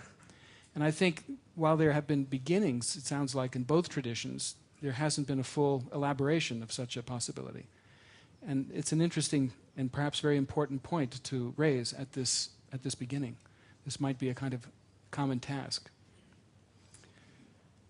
Now, Your Holiness, we were hoping that you would also be able to help us frame this week's discussions by pointing out things which you feel are specifically important out of the Mind and Life dialogues, out of writing your book.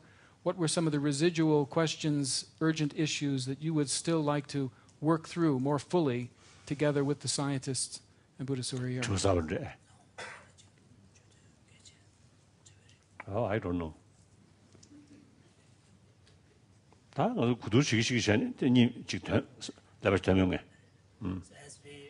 the discussion progresses, His Holiness was saying, hopefully, it will trigger thoughts.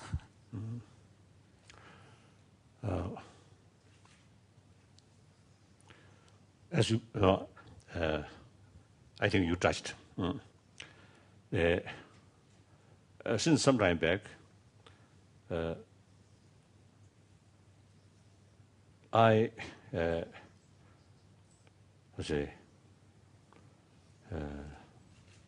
I'm telling people that we should not use some kind of the dialogue between Buddhism and science. Then that means Buddhism as a whole also include about, different paths, also next life for these things. And also about Buddhahood, about Buddha's mind, about Buddha's body. That's what we are not discussing. So, firstly, we should divide in Buddhist, in Buddhism. The first part, necessary. Nature of reality. Yeah. So that might be considered as a Buddhist science. What's the reality? Then, on the basis of that reality, then Buddhist concept or Buddhist philosophy come. So that's second part. Then third, Buddhist practice. Meditation on these things. So, where the scientist and Buddhist discussing is this first part, reality. We are not discussing about these two things. This is our private business. So in any way, you see, that is the beyond our ordinary sort of perception, right?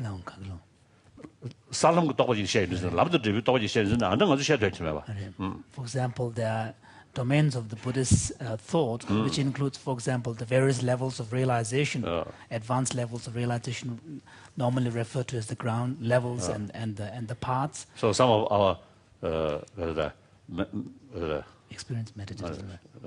Some people may have some experience. As far as my concern, there's no such experience.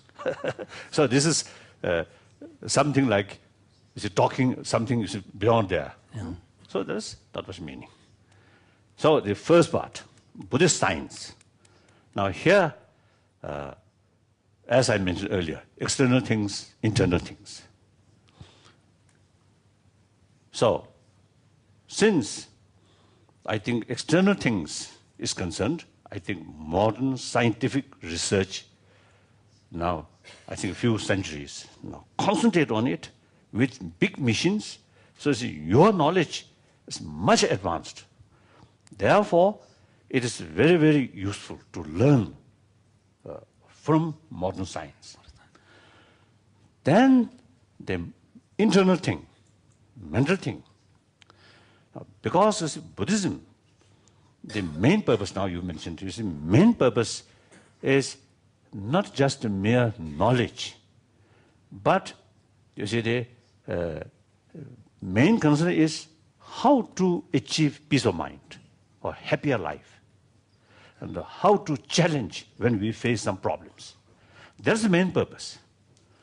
So they challenge not earthquake, not sort of natural disasters, tsunami, but internally. So therefore, the disturbances or the troublemaker is part of our own mind. And so the answer or counterforce must come within mind. So therefore, mind becomes something very important sort of subject. Right? Right. So a lot of explorations or explanation, and very detailed terms of these different minds. So therefore, when Buddhists they try to explore the reality, more emphasis on the mind or emotion. Because main purpose is how to turn our mind and become more stable, more peaceful.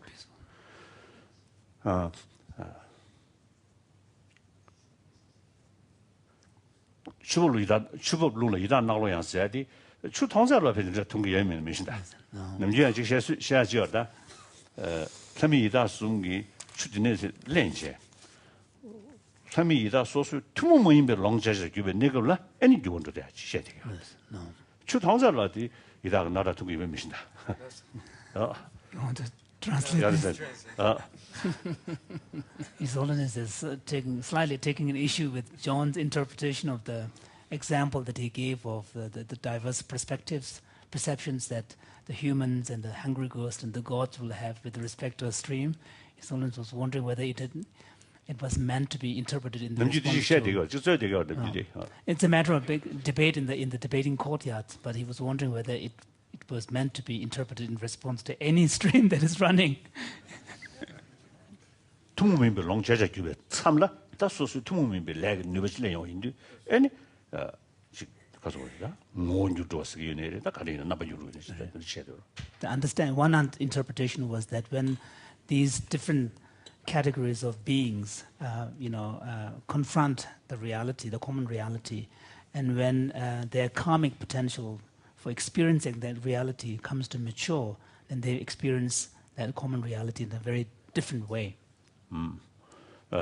So then, there your point,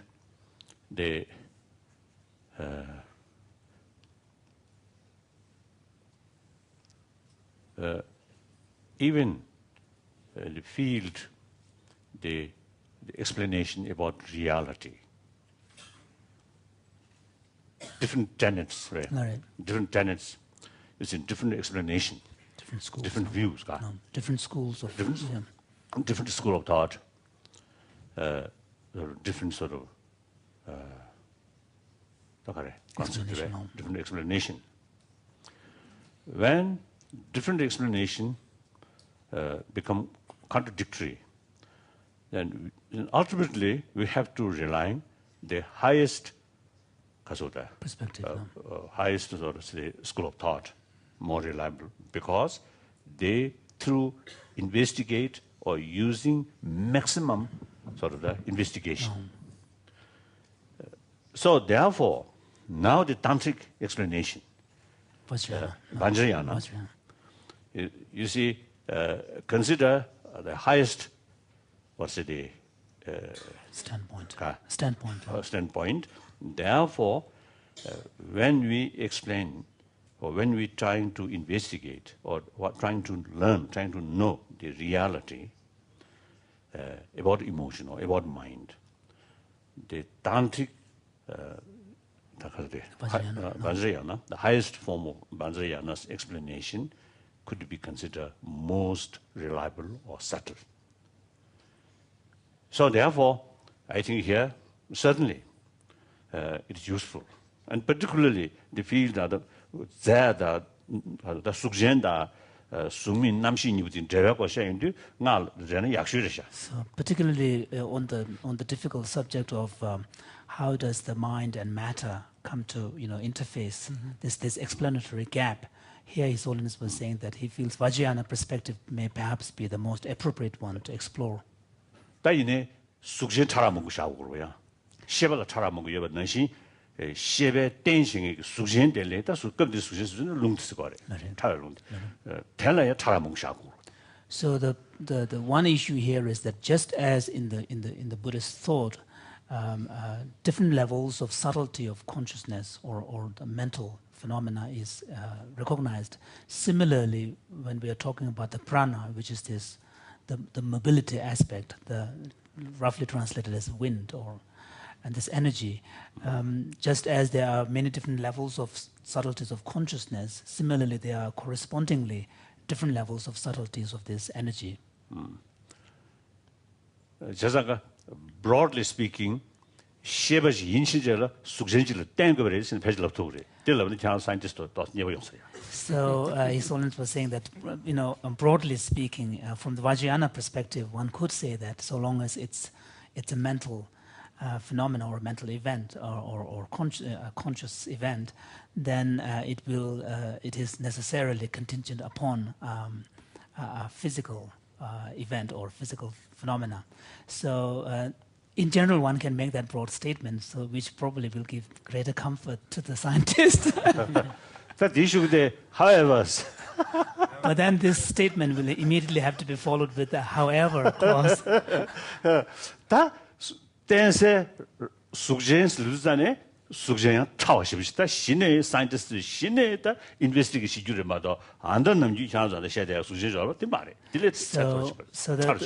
So the caveat that however that needs to be immediately followed with a statement is that the physical basis, this energy that we're talking about, the prana, is a very subtle kind. That really isn't the concept of prana. There are various levels of prana, including our breathing, or some energy which carry all the movement. Even if the brain cells movement, this is very much related with that energy. Energy works with movement. So including mental sort of movement also is due to that energy. So energy itself, or prana itself, you see there are many levels of differences, different levels. So you have to explore through scientific way.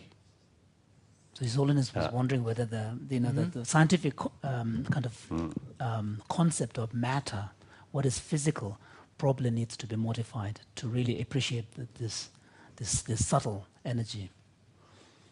당한 저 배지 배자 차샤나. 아주 뒤를레베 그도네 아니 시절에 니 다음에다 니 당은 니세. 당 뭐블이야 숙신 되면 두지 숨신. 당은 수주가 늘어버다. 저는 난줄로리아 숙신 퍼스트 상황을 직체 셰바스를 뒤에 코르베 랑즈으로 찍은 줄로 셰도가 펠질다 뒤야 다시 셰바 모도지 봐도 쌓이르잖아요. 안 들어버는지 숙진 차라지를 맞은 바 패지 셰바지 매대베 소리지. 얘는 숙미 감리야 숙유신 세과 처비얼다. 봐. 자상가 사들이 있는 안주 다당 아주 셰대하기. 지 저는 밀름 내고 셰바이니. 니투브 내고 셰바이니. 패지 레벨 잘 패stende요. His Holiness is just reminding on the part of the Buddhists, especially those who are educated in the monastic academic centers, we learn certain taxonomies of reality at a very early age before we fully know what they mean. And within this taxonomy of reality, we talk about there being permanent phenomena and impermanent phenomena. And within impermanent phenomena, we speak of three main categories of phenomena: the material phenomena, mental, and then the abstract ideas or abstract entities. So because we learn this taxonomy from such an early age, we somehow tend to assume when we think of matter and mind as these two independent, discrete realities out there with their own kind of independent existence. So this is something that we need to watch out for. That we and even in the case of, for example, if you look at any, if you take the Vajrayana perspective, then any mental event is going to have a physical, in this Vajrayana sense, dimension. So, and also in our day-to-day life experience, for example, there are subtle states of consciousness, like more subtle states of consciousness, like in the dream state, and many of which it is obvious that... Or deep sleep. Deep sleep. All of these mental states are contingent upon the brain. 자장가 안도 천리고 안도 합탈이지 난주 다 시방 아주 지단다 용락 시바 시샤로다 용락 시바 디디 담아지 시바라고 해 시샤르지 시바라고 시샤전이 다지 수진 때요 레벨 때요 슬럽디 딘도야 하라메 소시 Yes. No. 봐 도야 메 소시도 Yes. So on the part of the Buddhists, because when scientists talk about kind of biological understanding of the nature of consciousness, as consciousness as being kind of arising from biological phenomenon, and consciousness processes of consciousness being processes of the brain, from the Buddhist point of view, the discussion is still at the level of what the Buddhists would refer to as the gross levels of mind. So in that respect, His Holiness is telling the Buddhist colleagues that we don't need to be alarmed when we hear this kind of statement. 다다 갈고 배는 시발이야 차라고 체인자네 똑벤니 정신이 네급직 다 똑벤니 급직 되네 나외 네급직 다 나외 네급 똑었을 인자네 디 정신이 주다고 팀차리질 하는 것도 해야 돼. 정신이 주다고 순시들보다. 자, 디디 패질 바이올로지컬 저에도 패질이. 다 치외 내걸이야 사초 추메 메롱 난가. 그래서 또 동백강 줬어요. 나외강 줬습니다. 다 나와 시샤인이잖아요. 나와 통고 나와 니바 나와 숨바 다진데 탐지도 보여서 전에 바이올로지컬 저 앞에 쳤어. So from the 다 이니 디아든 가서 인베스티게이션 가고도가. 땅에만 가서 럽대야들이 투동슝에서 잘다 딱지셔고 하지. 다 투동슝에 유두 미신 유두 투동슝에메. 다 다르고 두스타브레. So now if you relate this discussion to the Vajrayana perspective, then and within the Vajrayana language, there is a recognition of the different levels. 똑벤니고 나외니고 다 똑고 들었던 도미스 시기가래. 다 도미란다 말이지. 동벤네급. 똑벤니고 사 정신 네급지. 되네 나외니고 동보시거든. So in this Vajrayana kind of map of consciousness, there is a recognition of different levels of subtlety and also quite different phases or stages. For example, one stage of the consciousness is referred to as the stage of conception, but conception is in a different sense. And so the thought. Conception. So we are not really talking about it. Yeah. So it's kind of a thought level, but again here the term is tricky. But the point is, Vajrayana makes distinctions between key phases of our experience of consciousness. One is the phase of thought, this is Tokpa, and then the one is phase of Nangwa as an appearance.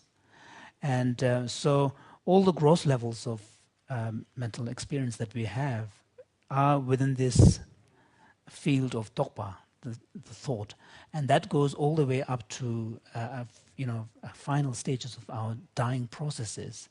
And then once so for example, there is a discussion of the dissolution of 80 different types of conceptions that are indicative of certain mental processes. So it's only, so up to that point, even these, when these dissolve, the respiration ceases. So until that I point, think most probably brain function cease. so After that, only after that, now should you understand. so up to that point, all the levels of consciousnesses, all the processes and mental processes, they are contingent upon the brain as the basis.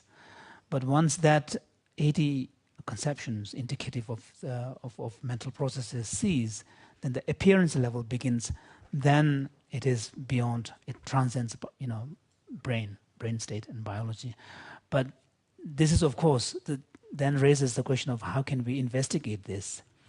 And here, one possible avenue was to experiment on the people who are, the meditators who are in what the tradition calls in the clear light state. And the problem we had after that, the problem we had was, when we had the machine, nobody was. Sometime back, I think more than 10 years ago, I think some simple machine supposed to test. So leave it at, I think, Delhi hospital. So while that machine there, nobody died with that experience. So when afterward, you see someone, remain in the death mental state. I think 1 week, or some cases 2-3 weeks. Yeah. So then no longer that machine available. Is it only at death that the clear light state emerges, or is it also possible in deep meditation states? Deep meditation state is not the river shadwa. 말하던데 제동이는 엔조베 제동인데 제동으로 대 한다 간절히 이러다 미신다. 난저 소든 난저 답기들 이내 안다 딘데기 치워 외세 강리야 내 통에기 미디 선백급리야 외세 냠뉴 배지 다 깨베 다 연구를 봤다. 깨베 정도다 언거다 물어 봐. 저단 배지 외세 또 깨고 아이스미. 외세 뭐 신내도 뭐 깨고 내 모습도 같이 신내도 배지 깨요 말이. 맞다. 외세 또 깨요나. 아니 다시 제동으로. 간다 선배 내가 봐. that data also actually now I think more than 30 years ago, I think 40 years ago, some occasion I appealed to the public. Our explanation about Buddha Dharma, including Tantiana, is something like kasa, currency. Paper money. Paper money. Now, whether that paper money remain valuable or not, you see, you need other like gold reserve or these things. So now here, like the gold reserve is now someone must practice through practice. Must produce these different experiences. That's the real the reserve gold. Yeah. So that would support the value of the currency. So since then, you see, we encouraged some people remain in these mountains, and also I touched some Dugokiju and also Kamzan.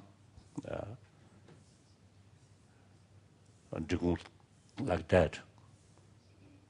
So some eventually, some quite extraordinary experience happen.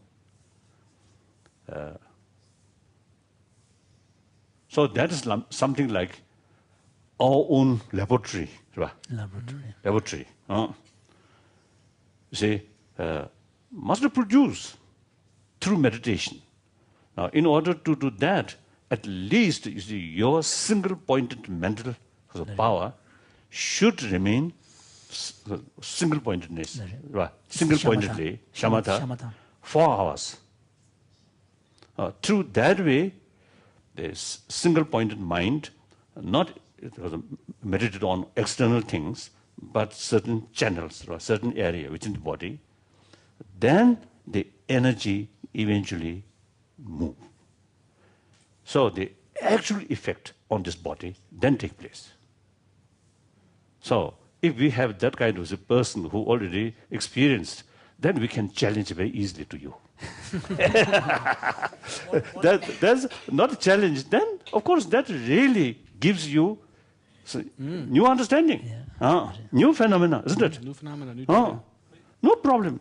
So, We both, you see, trying to see the reality.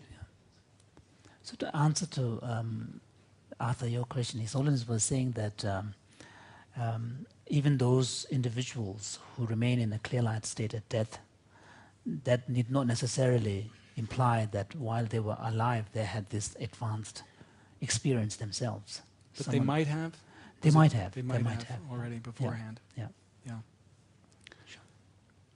Richie, did you want to? Your Yes. Holiness, one of the things we have done this visit to Dharamsala is we have brought with us a very, very sensitive thermal camera that can actually monitor the body temperature from a distance. And it is our hope to do exactly what you are encouraging. We will leave this here in Dharamsala once we leave, and we'll train people here. Good. And so we have very much taken your challenge seriously, and this is, we think, the best available state-of-the-art methodology to begin to examine this in a very rigorous scientific way. Very good. One time I also mentioned this point should keep in your mind. I think sometime back, I think at least 2-3 years ago. So whenever you see someone, you see who usually uses some practice, then such person, you see, death occurred, then let us know. Very important. Very important. The best thing, 선배 내걸로 왜 새끼 먼저 치도 준다 이 약수들보다 멋있거든요. 대시 사는 데 가고도 선배 림코라 왜 가서 그래 세주기 싸워 고스 녀한테 주나 빼면서 야war다. The best candidate would ideally be someone who is able to invoke that kind of experience while they are alive, rather than having to wait until it's the death time. I agree. After death, still mystery, isn't it? Yes, still a mystery. Someone who really experienced that level of mind, all the dissolution, completely. Did you lepa kachina? Sunbe nega bya chiu wese. 패지가 그랬대 거기. 되게 그죠. Lung u 중고 가. 잡식롱 가 뒤서라. So 잡식롱 뒤전에 레버벨 내가 쳤어. 내가 저 말해. 간다 nenjoku도 get. nenjoku도 그거다. So the same phenomena Exactly like that. So we were trying to clarify, folks. Imagine there's a yogi 맞아요, who's able 그래. to a yogi who's able to invoke this experience as a result of a training. We were clarifying whether we will observe all the physical signs like cessation of the breathing process and cessation of the brain level activity.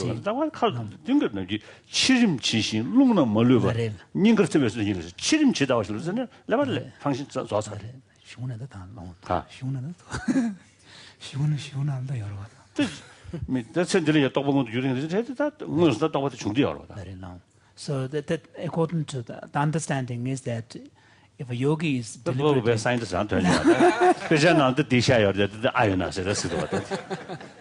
now he truly acts like scientist. He spends too much time with us. So your influence more. I was just, I was just trying to give us the straight version.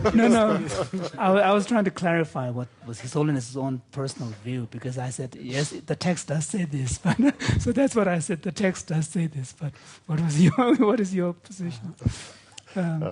So to clarify, a yogi who is able to deliberately, willfully invoke this experience as a result of, and there are certain kind of prerequisites mentioned by His Holiness, one of which is the attainment of shamatha, with the ability to remain one's attention focused on a chosen object for a period of 4 hours at a time.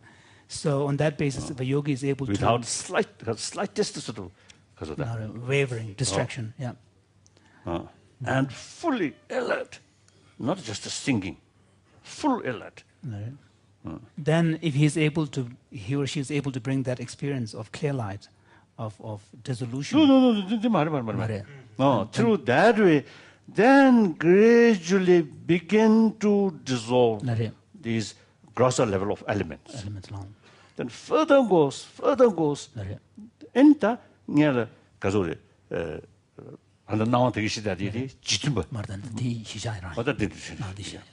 so the yogi who is able to, on the basis of shamatha, then of course through a long process of practices, is able to deliberately invoke the dissolution processes and reach a point beyond these 80 conceptions indicative of the mental processes, and reach at this stage of nawa, the appearance. At that point, it will have the same physical expressions. The breathing, respiration ceases. There should be the brain level of activity should also cease. Exactly like experience at the time of death. Then rebirth process. So on that way, you can transmit yourself to other body. So I believe, of course, those people, those great sort of practitioners in the past, I don't think all of them liar. I don't think. Some may be liar, but not all. So therefore, there must be some basis. So therefore, in myself, in the age around 30s, I also, very much keen to practice that. Then, of course, time not permits. Now too late. Now I prefer, death as an ordinary person. I don't think we'd agree that you're an ordinary person. I don't think you're an ordinary person. So that's from the as a practitioner's viewpoint, there's a failure. Of course, I can easily excuse because Dalai Lama is always busy, no time. That's good to excuse. It's an excuse we all use, I think. But some of these monks, they don't have difficult to excuse like that. So some of these monks, I think, should, at least some of them should put practice and make effort. So I can't learn the chess. But the time goes on, I Tumul Lamjan, God has it. And it's a little thing in Yamnichalia. She didn't think about this was a tangy. Changes don't need our yamming, never the shower about that. Never the Timana, Taco, Torgo Lassari. The idiot chair. Didn't dollar. Kidrum soon, dearie. Sanga Lami, Sanga Dogitave, Chen Yamnich again, D. Shundusu, Tabache. Gabby to the Yamnichadi, Lamdi Cross of Choice. Shambe Gumni, Zolun Tilly Yamni, Pumpu Makukune. Zolun Tilly Yamni Checo has Sulu. So, covering other day, Castle, Tishu sometime in there. His Holiness was sharing with the monks that sometimes he feels that with so much emphasis placed on the common foundational practices in the Buddhist path, such as bodhicitta and emptiness, understanding of emptiness, and so on, perhaps sometimes we neglect the importance of, right from the beginning, taking Vajrayana practices seriously. Because the Vajrayana practices, especially the ones that deal with prana, are such that they need to be embraced very early on when you are young. In fact, Khedru Rinpoche says in one of his writings that those who have the attitude that when I'm young, I will study, and when I'm older, I will practice, this kind of thinking is totally counterproductive to the Vajrayana practice, because the Vajrayana practice requires kind of, utilization of, bodily energy, which needs to be done when the body is in its prime, not when it is, kind of going down. Important implications for our education initiative in terms of what practices may be best taught at particular ages. No, it's true. True. Well, Your 대사다 반자에나 슬전에 저거 좀 시야데 반자에는 고도도와. But 진노 주다. His Holiness was saying that sometimes, these days, when people speak of Vajrayana, sometimes they take it as a kind of a license to do all sorts of silly things. But that's, of course, a That's not the case. misunderstanding of Vajrayana.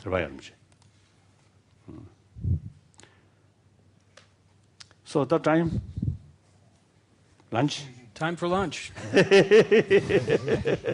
Thank you very much, Your Holiness. I think we are still filled with questions, and we look forward to the next stage when we'll be working with Anton Zeilinger in quantum mechanics. So we'll come back here at 1 o'clock. We'll be here promptly at 1. What we'd like to suggest is that those of us who are participants are going to have to leave immediately, so we'll allow His Holiness to depart, the Karmapa to depart, and then we will excuse ourselves. We'd ask that the audience basically stay put until we get out, because we have a meeting that we have to attend together and plan the afternoon. So please excuse us for not socializing with you in these minutes after the break. Thank you. Thank you both. 낭배 지금 로브종 탈이네. 편도 전부 여덟이다. 거기에 여덟이지. 그래서 세월을 차이는 전에 다 지금도 댄서 더 샤다카기 지금 루트즈 나래 지금 천리기 대셔디디 더 셴바 중나 야고도 세네 다 지금 샤데 난기 롬녀를 특주 대체 엔 천리 모주 치하기 아동 고지 수은이 답이 로그스 심을 로주즈베 다 로튼스. So, as one of the results of these ongoing conversations, which began initially out of my own personal interest, was that it became increasingly clear that this kind of scientific exposure to the scientific worldview would be very important and also beneficial for my Buddhist colleagues, and particularly in the academic centers of Buddhist learning. And because of this, we began the process of trying to introduce formal scientific studies in the monastic colleges, initially targeting selected group of students. And it has now been about 7 years since that kind of education began. 다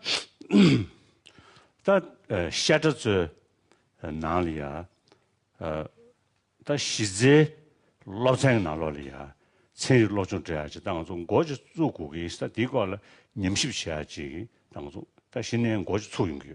So, of course, the discussions began about how best to introduce formally within the curriculum of the monastic academic centers where they have study programs, the scientific education.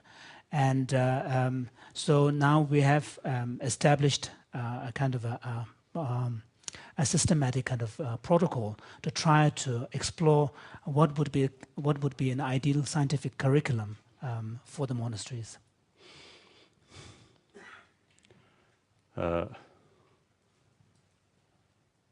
다 갈래갈래 ngamongan 저 안데 가서 우리 비게 베절러비아디디 텍스트디 야학해외 흉제 재상도 배배 거준리야 야가 커부전해서 지금 셔서요다 죄송합 아주 기겐디데 야가 커부전 차되게 하래 다양 기겐 사워지기 기겐 곱스전해서 아주 배지도 척이요다.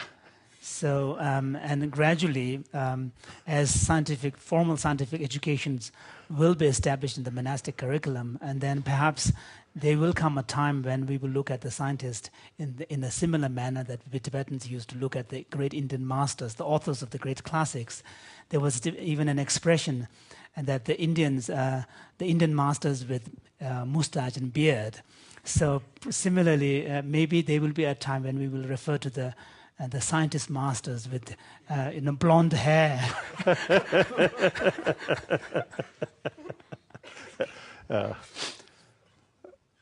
세상에 들이 인상 될 때 다 벌금는 거죠. 롬녀를 고소 가셔 다들 용되게 요래. 다 단이 탱데 다 롬녀를 그러다 몽구스레 요래. 에 나가는 식 러주 현지 가셔지 다 청아 패쇼스시. So of course over the last few years during the Mind and Life conferences, we have had representations from among the monastic students at these meetings, but this time it's a unique setting where we have a much larger group of the selected students, and also I have, on our part, invited some young reincarnate lamas who are interested in this kind of dialogue. So they have been especially invited to attend this conference. And 사자는 요 그래한다. 사자는 니죠. 그님바. 자님베. 디샤. 전ang from Sakya College, Chonang Chonang School. 디샤.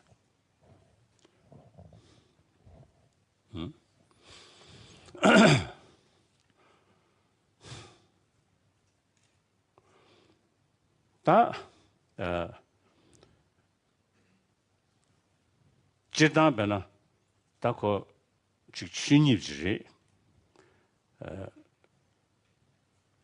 간다 가서 대선을 찍게 야기야 로얄이야 데드 미팅베 처디 다 고야지 계셔버리셔 자상가 미팅베 이 대선으로 니도스 예배이나 당도 인지가 나올 챌린지스 돼 디 예배이나 디 야기야 로얄이야 단단 더 숙체여 되지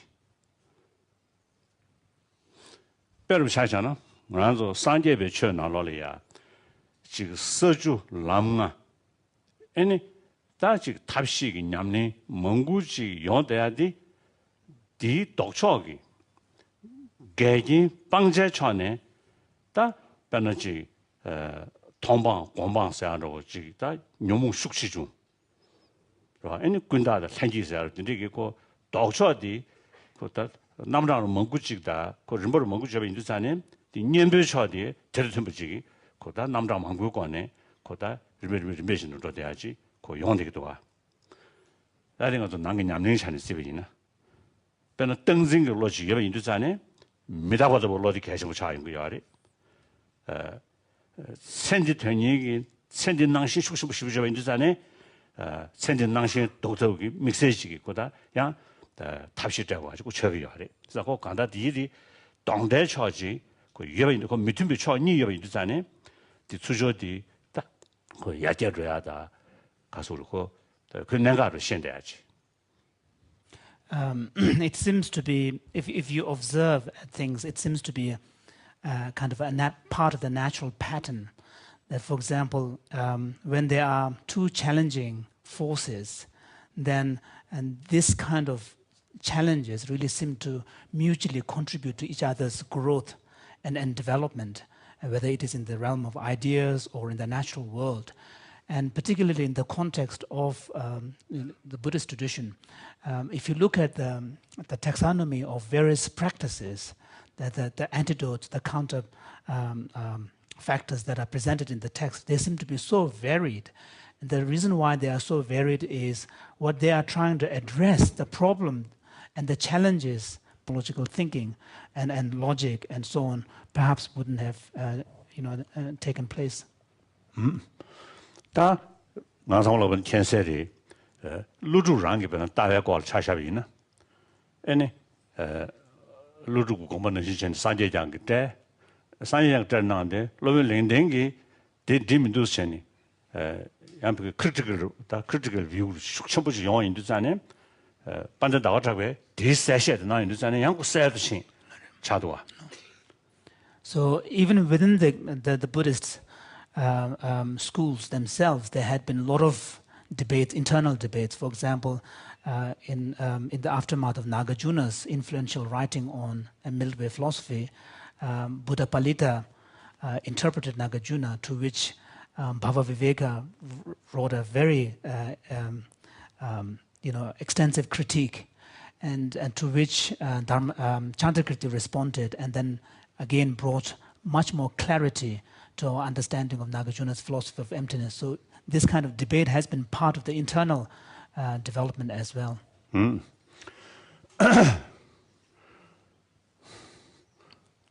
배는 텐주 반은 나와자고 지 텐주의 yanchi kelin tumu imidni mongguju töndeadi peje semzambe 가서 우리 그게 직송으로 시부직 숙성부지 예배 인도자네 달라때네 peje 만든다에 아니 지 간에 계스네면도 드저 용대 peje를 선 Similarly, if you look at Chantakirti's exposition of the middle way philosophy, there seems to be much more substantive philosophical claims and lot more clarity in his writing. And one could say that this is a result of the presence of there being a very highly developed, sophisticated, mind-only idealist school of Asanga.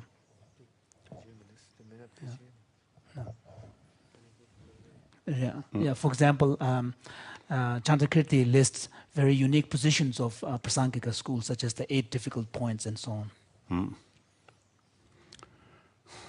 다 규리주사 매베디 두어리샤. 정아도 탐제 캠발로 차서로 저 탐제 캠발 그네 주의로 다 좀데 까나서 코르마도다 론이동 축제스들이냐다 다가나도 주의로마다 히스라잔 요드라멜다. So one area of Buddhist teaching and thought and practice that is perhaps exception is the realm of monastic codes, which seem to have remained pretty much unchanged since 2,500 years ago. 저들하게다 타제 숨쉬고 걸어마도 땡안주 시라시라 자스기면도. 이게 제가 야마르바다. So and the monastic code and the monastic discipline is pretty much based on what has been laid down during the Buddha's time. And there doesn't seem to be much room for modifications and changes. And His Holiness was saying earlier that even the text of the monastic discipline begins with a homage to the omniscient mind, suggesting that it's only the omniscient who is able to figure out all the minute details of the rules.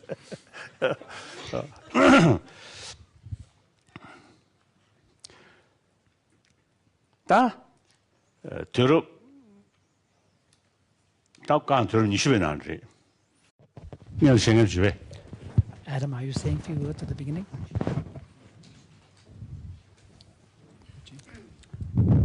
오늘 들어는 배워도 저 내직 시작. I think firstly I may say a few words because now this time more Tibetans, isn't it? Perhaps I think our scientific gathering, right? Scientist gathering. Maybe I think this is the largest number.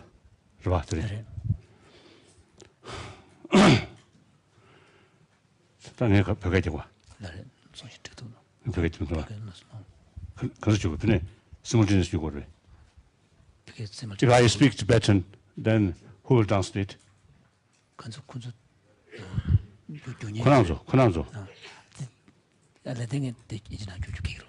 오늘 저기도 yes.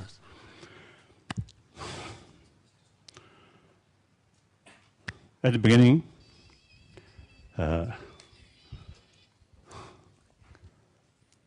most welcome, all participants, and also those observers.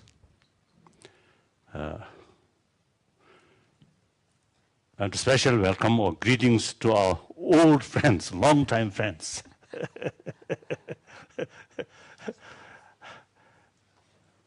I think at the moment we reach certain sort of level.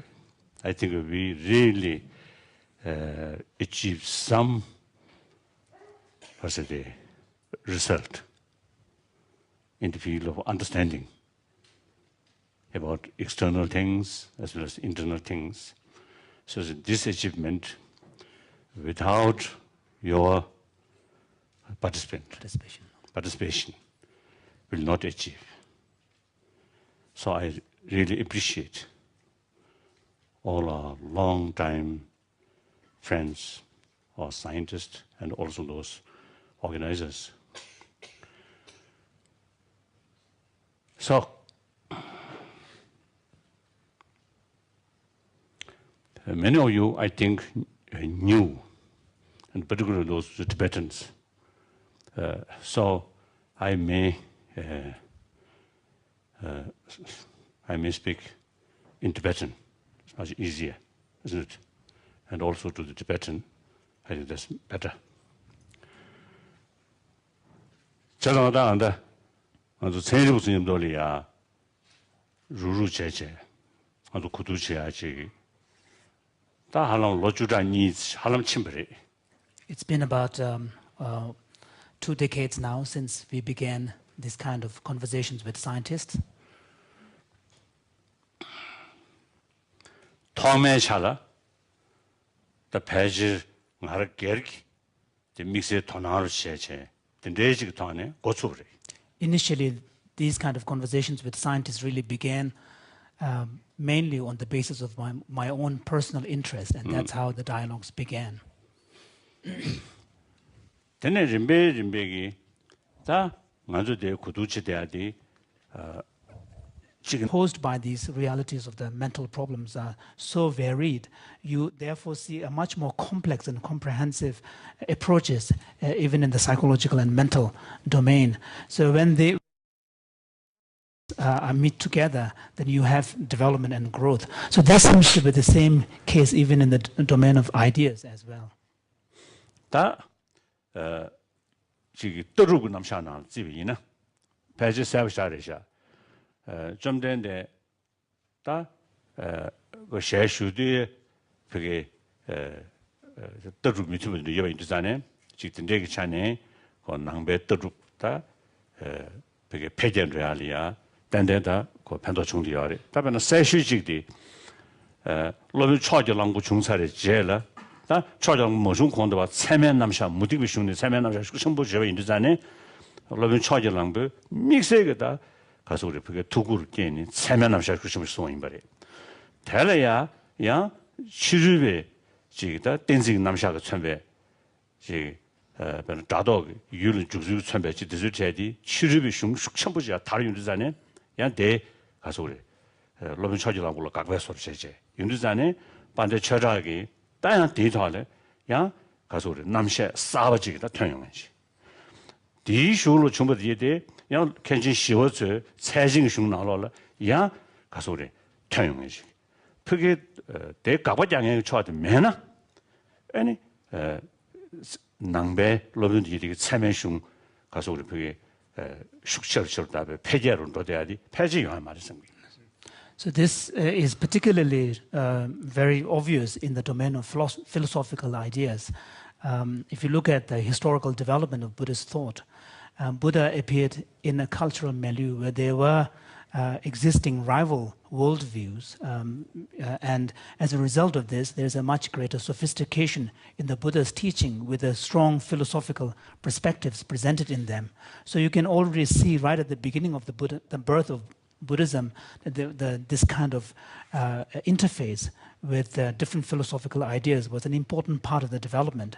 And later, when you especially look in the field of epistemology, then you can see that in the 5th century, Dignaga, if you look at Dignaga's writing, it is obvious that the sophistication in Dignaga's epistemological positions and ideas and arguments really was heavily contingent upon the presence of there being non-Buddhist epistemologists and philosophers to which Dignaga is responding to, and which has made his own views much more sophisticated and developed. And then later, there were non-Buddhists who were responding to Dignaga and critiquing Dignaga, which then led to the development of Dharmakirti's new ideas and more developed epistemology. And then, of course, Dharmakirti was again responded to by the Nayas and other non-Buddhist Indian philosophers. To this came the reply, much more sophistication from Shantarakshita in his Tattva Samgraha, which is the compendium of reality. And so one could say that, you know, if there hasn't been these kind of challenges posed to these ideas, the sophistication in the Buddhist epistemology